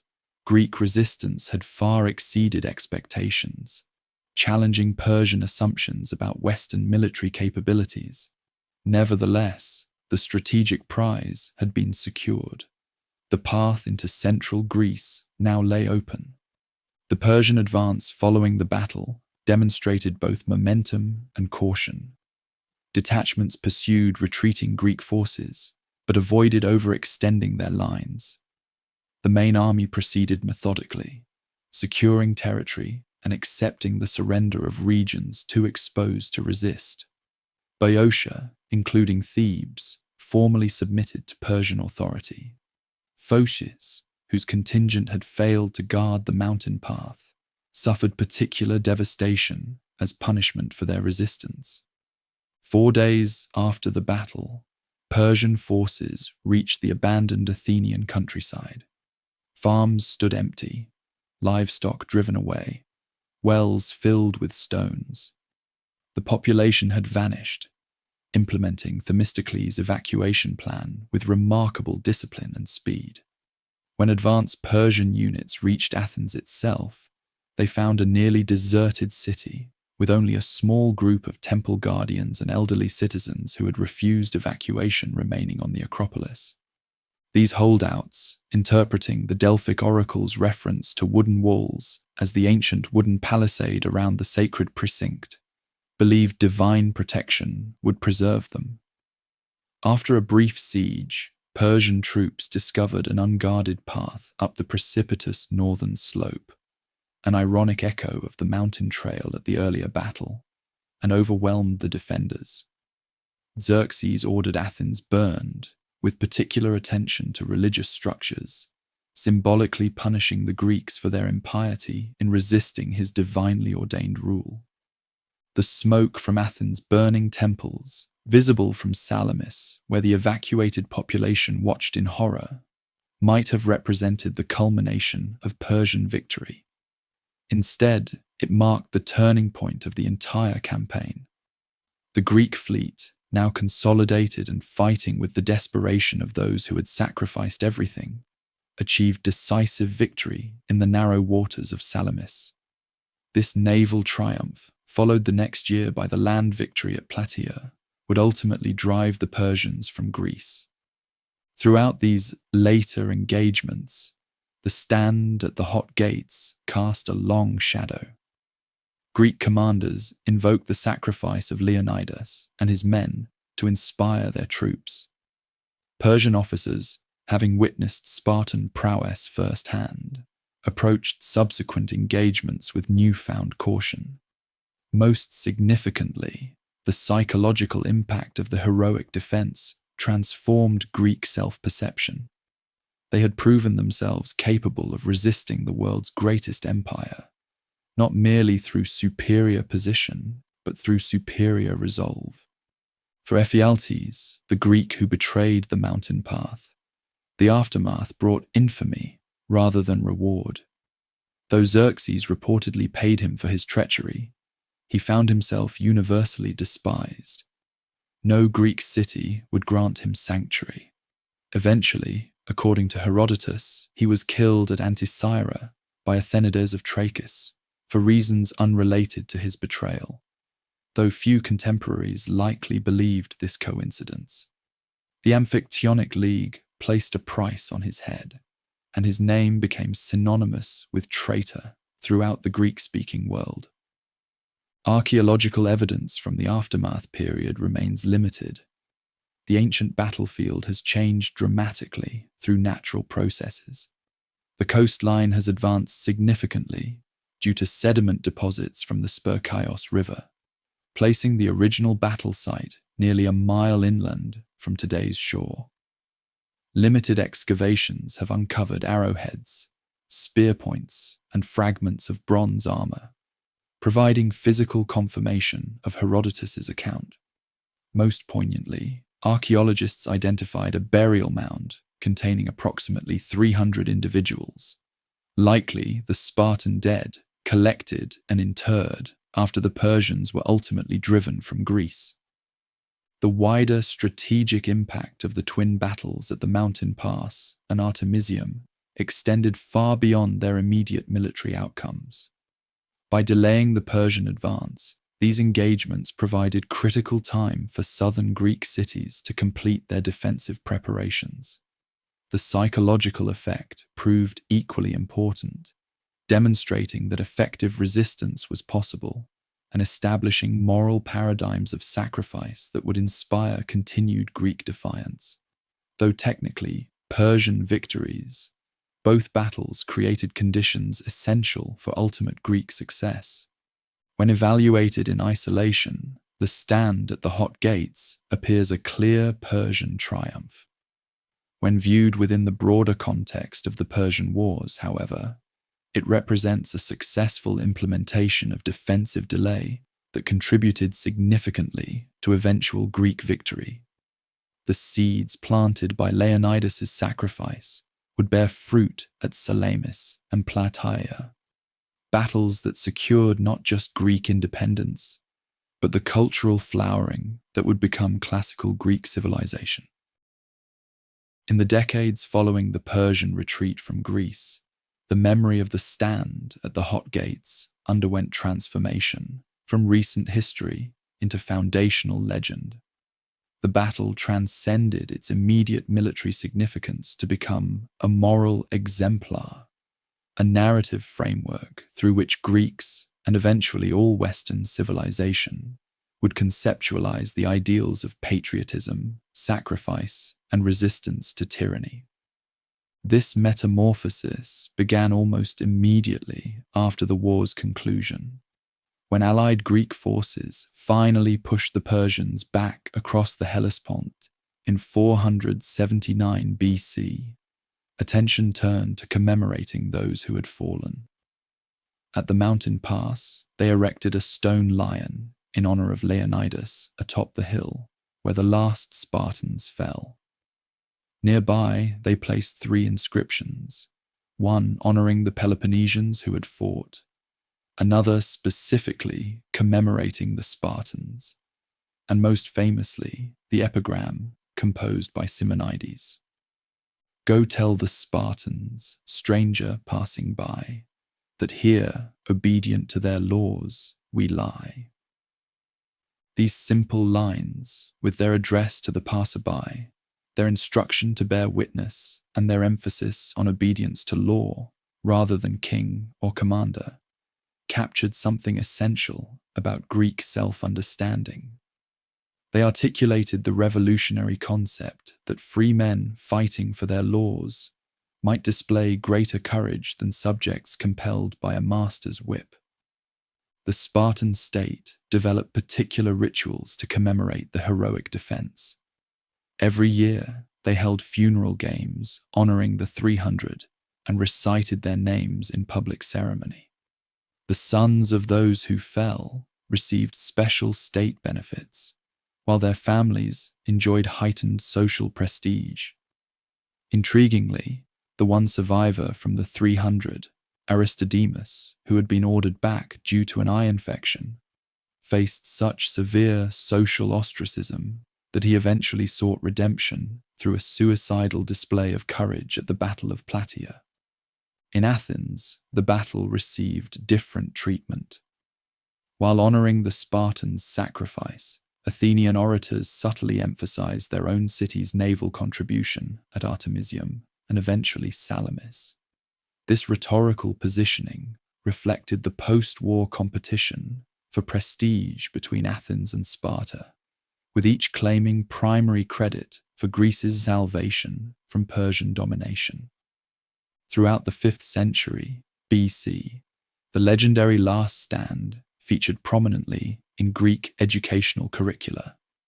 Young men memorized accounts of the battle, studied Simonides' epigrams, and absorbed its moral lessons.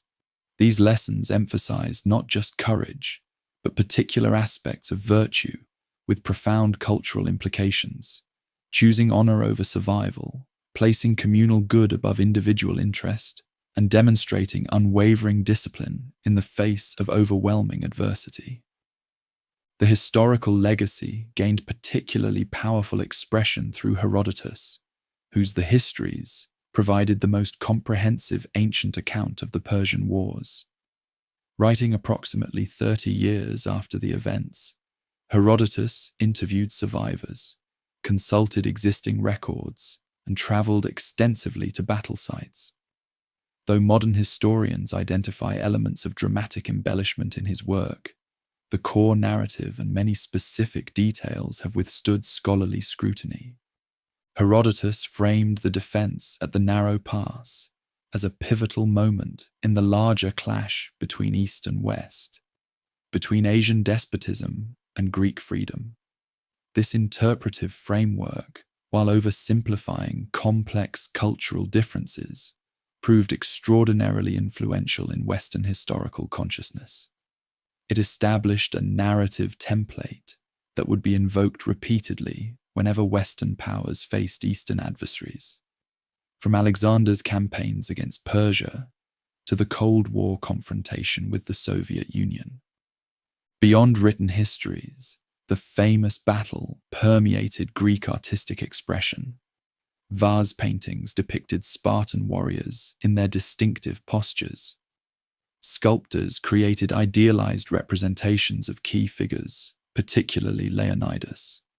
Dramatists incorporated references to the battle in tragedies, exploring themes of duty, sacrifice, and fate.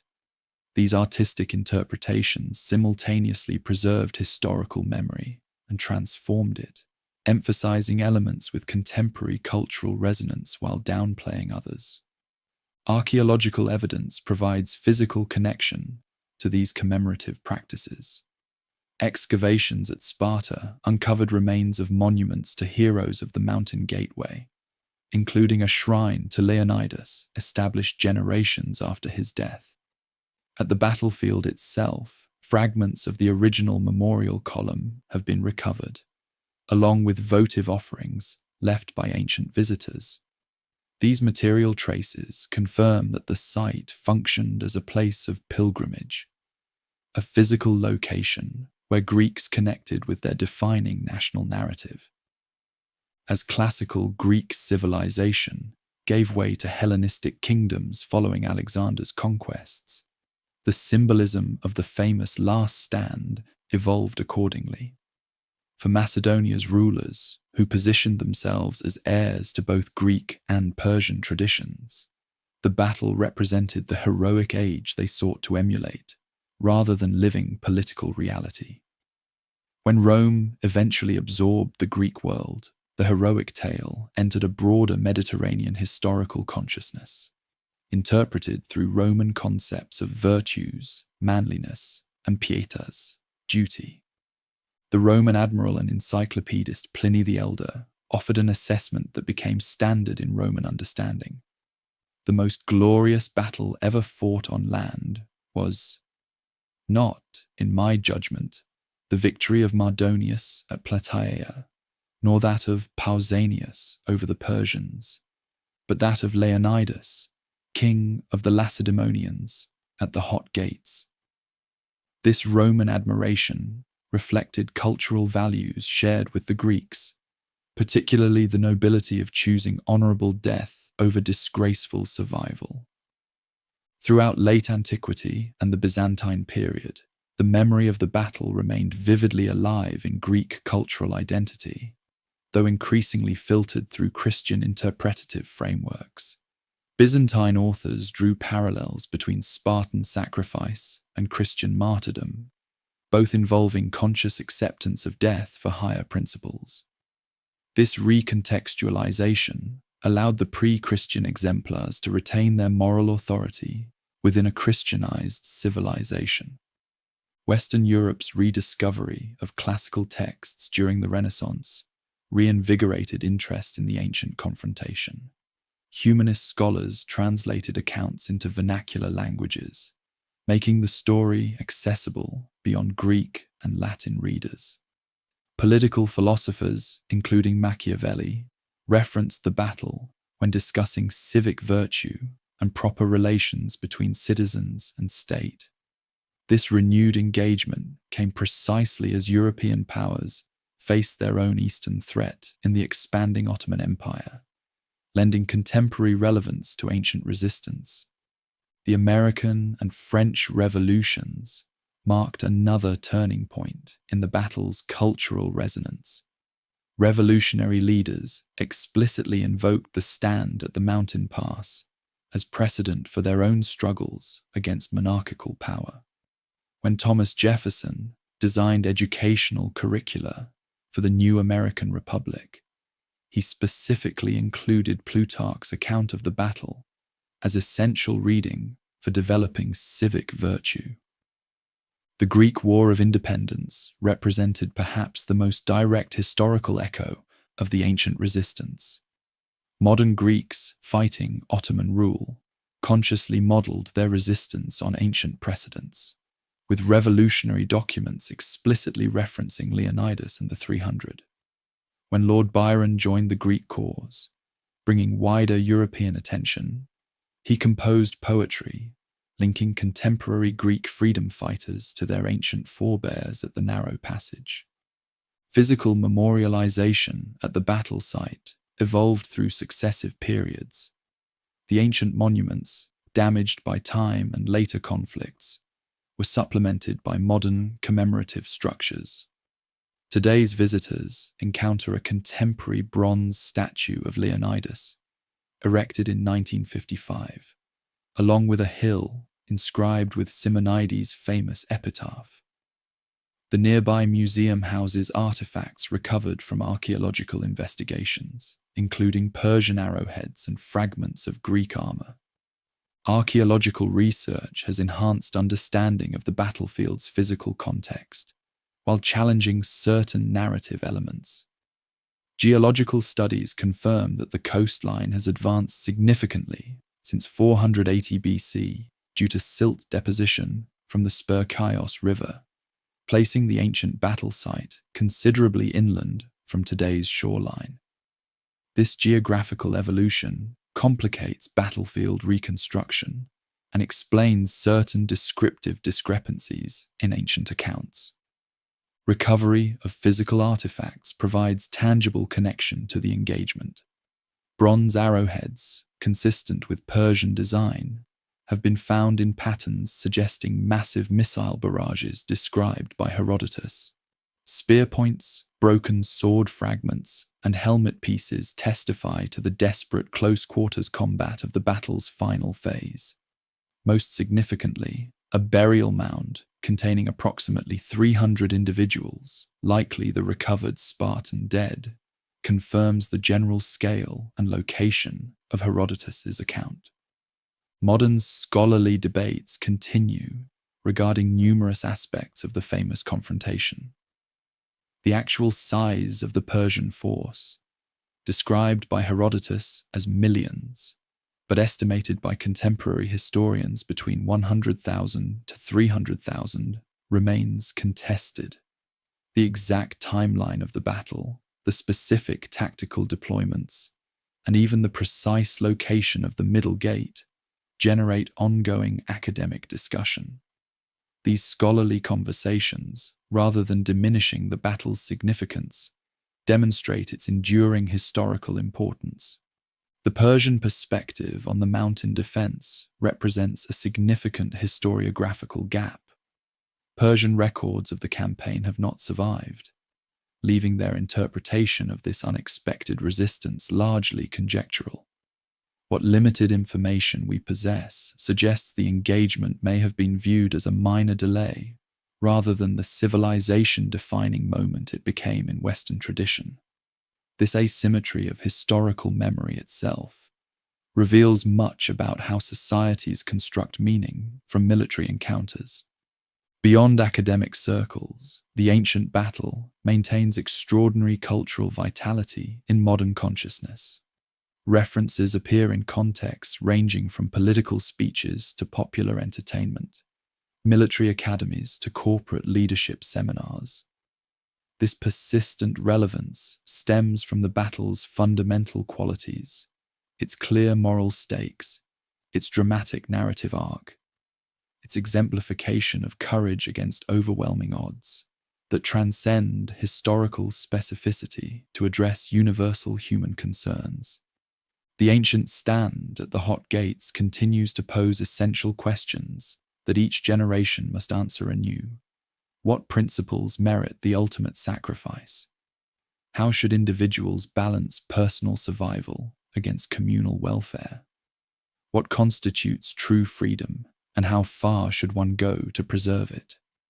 In asking these questions through the lens of those long-dead warriors at the mountain corridor, we keep their memory alive, not merely as historical figures, but as enduring moral interlocutors across the vast expanse of time. The ancient battle at the hot gates has demonstrated remarkable resilience in modern cultural consciousness, continuously reinvented to address contemporary concerns while maintaining connection to its historical core. This enduring presence across literature, visual arts, political discourse, and popular entertainment testifies to the famous conflict's unique capacity to speak across millennia about fundamental human questions of courage, sacrifice, and resistance. Literary engagement with the legendary stand blossomed during the 19th century as romantic poets found in the ancient battle an ideal subject combining heroic individualism with transcendent purpose. Lord Byron, who would later die fighting for Greek independence, memorialized the battle in Don Juan. Earth, render back from out thy breast a remnant of our Spartan dead. Of the 300 grant but 3, to make a new Thermopylae. Byron's contemporary, the German poet Friedrich Schiller, composed Der Spaziergang, the Walk, which presents the mountain defense as a defining moment when Western civilization established its essential values. For these romantic writers, the battle represented not merely historical events, but a moral paradigm, a template for understanding heroic self-sacrifice in service to liberty. This literary tradition reached its apotheosis in A. Hausmann's 1896 poem, The Oracles, which distills the essence of the Spartan stand into 16 unforgettable lines concluding, "The king, with half the east at heel, is marched from lands of mourning. Their fighters drink the rivers up, their shafts benight the air, and he that stands will die for naught, and home there's no returning. The Spartans on the sea-wet rock sat down and combed their hair." That final image, Spartans calmly grooming themselves before certain death, captures something essential about how modernity has understood the famous last stand, as testament to disciplined courage facing inevitable defeat with composed dignity. Visual representations of the battle underwent similar evolution. Jacques-Louis David's neoclassical painting, Leonidas at Thermopylae, 1814, established the visual vocabulary that would dominate Western imagination. Muscular, semi-nude Spartans in heroic poses, preparing for battle with stoic determination. This aesthetic framework, emphasizing physical perfection as external manifestation of moral virtue, influenced generations of subsequent depictions. The 20th century brought new media through which the historic confrontation reached mass audiences. Rudolf Mattei's 1962 film, The 300 Spartans, introduced the narrative to Cold War audiences, with barely disguised parallels between ancient Persia and the contemporary Soviet Union. The film explicitly positioned Spartans as defenders of emergent democracy against totalitarian expansion, a framing that resonated with viewers during a period of heightened East-West tensions. The battle's political utility transcended ideological boundaries. During World War II, both Allied and Axis powers invoked the famous stand for propaganda purposes. Winston Churchill referenced it when rallying Britain against Nazi Germany, while Greek resistance fighters adopted it as symbolic shorthand for their struggle against Axis occupation. Even the German military found inspiration in the Spartan example of disciplined sacrifice, though this appropriation required overlooking the conflict's ultimate meaning as resistance to invasion. The Persian perspective received little attention until recent decades, reflecting broader Eurocentric patterns in historical interpretation. Contemporary scholarship has attempted to correct this imbalance, exploring how the empire that Xerxes commanded represents far more than the monolithic despotism described in Greek sources.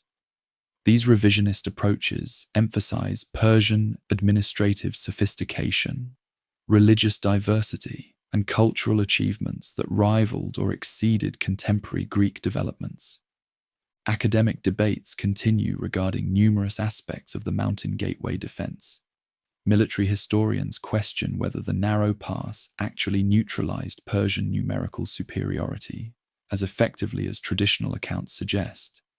Archaeologists debate the precise location of key engagement points. Classical scholars examine how much of Herodotus's account represents factual reporting versus literary embellishment or political agenda. These scholarly conversations demonstrate how the historic clash remains intellectually vital rather than merely ceremonially revered.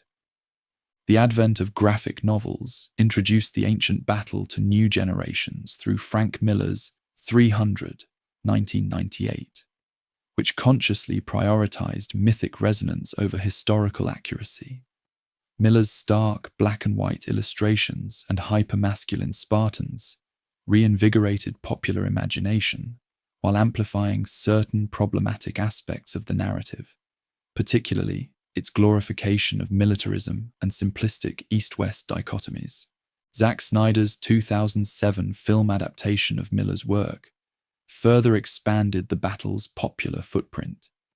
Utilizing revolutionary visual techniques and stylized combat sequences, the film achieved massive commercial success while sparking significant controversy. Critics noted its historical inaccuracies, Orientalist depiction of Persians, and potentially troubling political subtexts. Defenders countered that the film represented not historical documentary, but contemporary mythology, a dreamlike visualization of how Spartans might have conceptualized their own struggle. Iran, modern inheritor of Persian civilization, responded with particular objection to these depictions. Government spokespeople condemned the film as Western propaganda designed to dehumanize Persian, Iranian culture in preparation for potential military conflict. This contemporary diplomatic tension demonstrated the continued potency of the ancient confrontation as more than mere historical curiosity. Beyond entertainment media, the legendary stand maintains presence in educational contexts worldwide. Military academies study the battle for tactical lessons about force multiplication through terrain advantage and the psychological impact of disciplined resistance. Leadership programs extract principles about commitment, preparation, and clarity of purpose. Ethics courses examine the moral dimensions of sacrifice and the complex relationship between individual and collective good. The battle's influence extends into unexpected domains. Business literature references the Thermopylae mindset when discussing organizational resilience against overwhelming competition. Sports psychology invokes Spartan discipline to inspire athletic performance.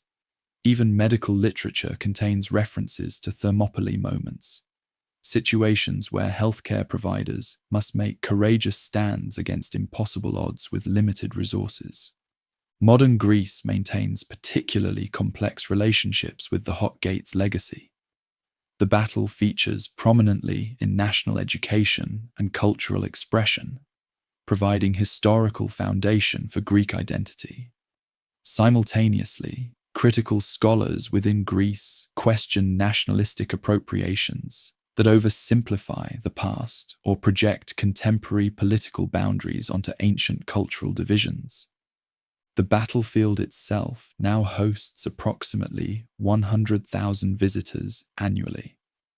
Modern tourist facilities include a museum containing archaeological findings, educational displays, explaining the engagement's historical context, and monuments to both Greek and Persian participants.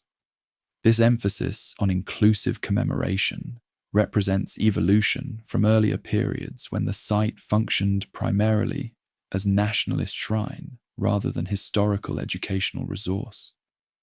Militaries worldwide continue drawing inspiration from the famous Last Stand. Elite units adopt Spartan symbols or mottos referencing the battle. Training programs incorporate lessons about force multiplication through superior discipline and position. The United States Marine Corps particularly embraces this tradition, with some units explicitly modeling their ethos on Spartan martial values. Perhaps most fascinatingly, the mountain pass defense provides rhetorical framework for modern resistance movements globally. Environmental activists defending forests against development describe themselves as holding the pass. Indigenous communities resisting cultural assimilation invoke the Spartan example. Political dissidents facing authoritarian regimes find inspiration in the battle's central message that resistance, even when materially futile, carries moral victory through its very existence. Comparative historical analysis reveals the uniqueness of the stand at the Hot Gates among famous last stands. Unlike the Alamo, the defenders had no expectation of reinforcement.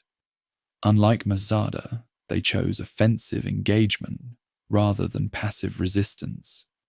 Unlike Custer's last stand, they entered battle with clear strategic purpose rather than tactical miscalculation.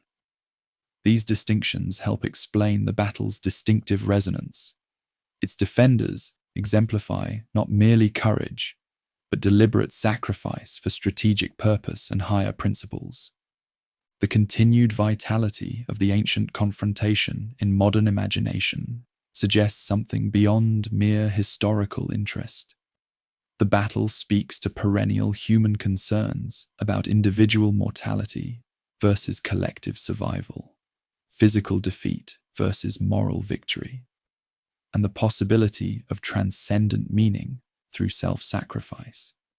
Until these fundamental questions cease troubling human consciousness, the ancient warriors at the narrow pass will likely retain their ability to inspire, challenge, and provoke across the vast gulf of centuries.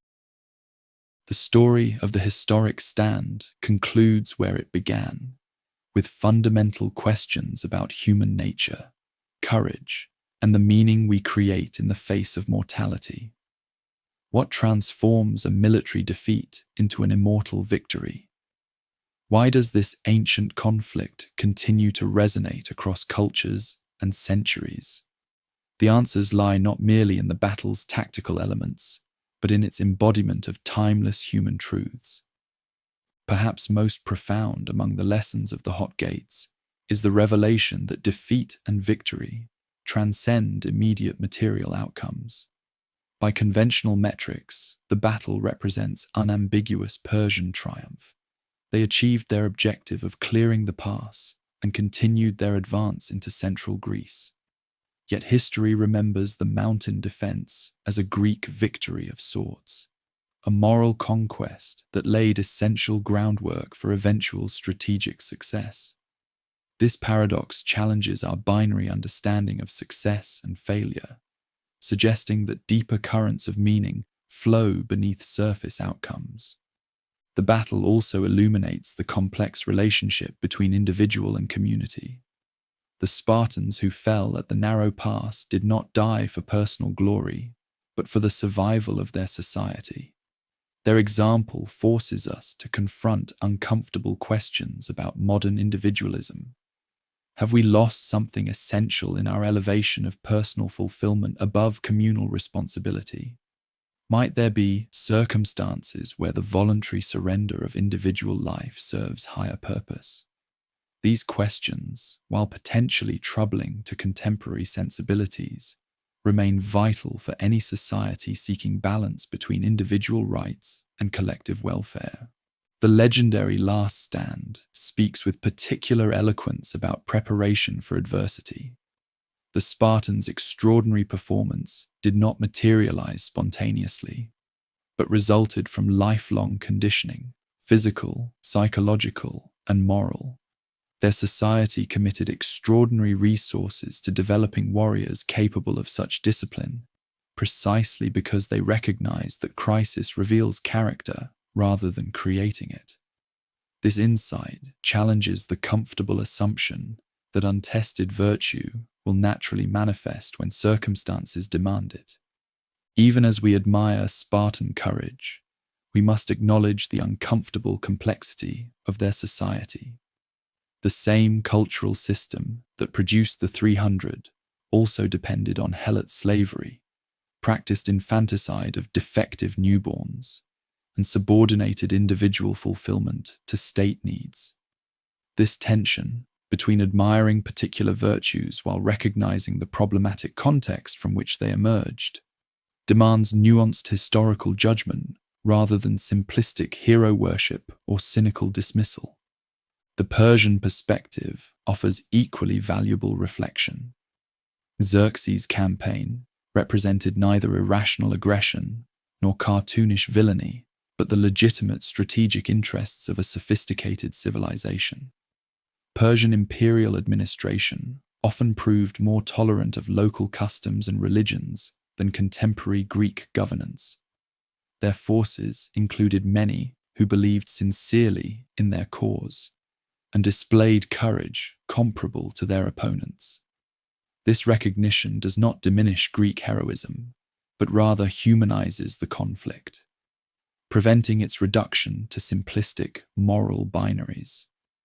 Leadership emerges as another central theme in the narrative of the Mountain Gateway. Leonidas exemplified what Greeks called kailokagathia, the harmonious combination of physical excellence and moral virtue. Unlike distant commanders who preserve themselves while sacrificing subordinates, he shared every danger with his men. Yet leadership manifested at multiple levels throughout the Greek ranks. Dienekes maintaining morale through humor, unnamed file leaders holding formation when instinct urged retreat, individual warriors supporting comrades despite their own wounds. This distributed courage reminds us that leadership functions through example rather than merely through authority. The geological context of the coastal defile contains its own metaphorical significance. The battlefield no longer exists as it did in 480 BC. Coastline changes have transformed the narrow pass into an open plain. This physical evolution mirrors how historical memory itself shifts with time. Each generation encounters the famous battle, not directly, but through accumulated layers of interpretation, adapting its meaning to contemporary concerns while maintaining connection to an essential core. Religious dimensions of the confrontation invite particular attention. Before departing for the fateful pass, Leonidas consulted the Delphic oracle and received prophecy that either Sparta would fall or lose a king of Heracles' line. This framework positioned his sacrifice within religious context, not merely tactical necessity, but fulfillment of divine requirement. Even for secular modern audiences, this aspect illuminates how transcendent meaning structures human action. particularly when facing mortality. The central paradox of the Greek defense remains its most powerful legacy, that defeat, consciously accepted for sufficient cause, can achieve more than victory purchased through compromise of principle. The Greeks who fell at the mountain corridor lost their lives, but preserved something more valuable: their conception of what made life worth living in the first place.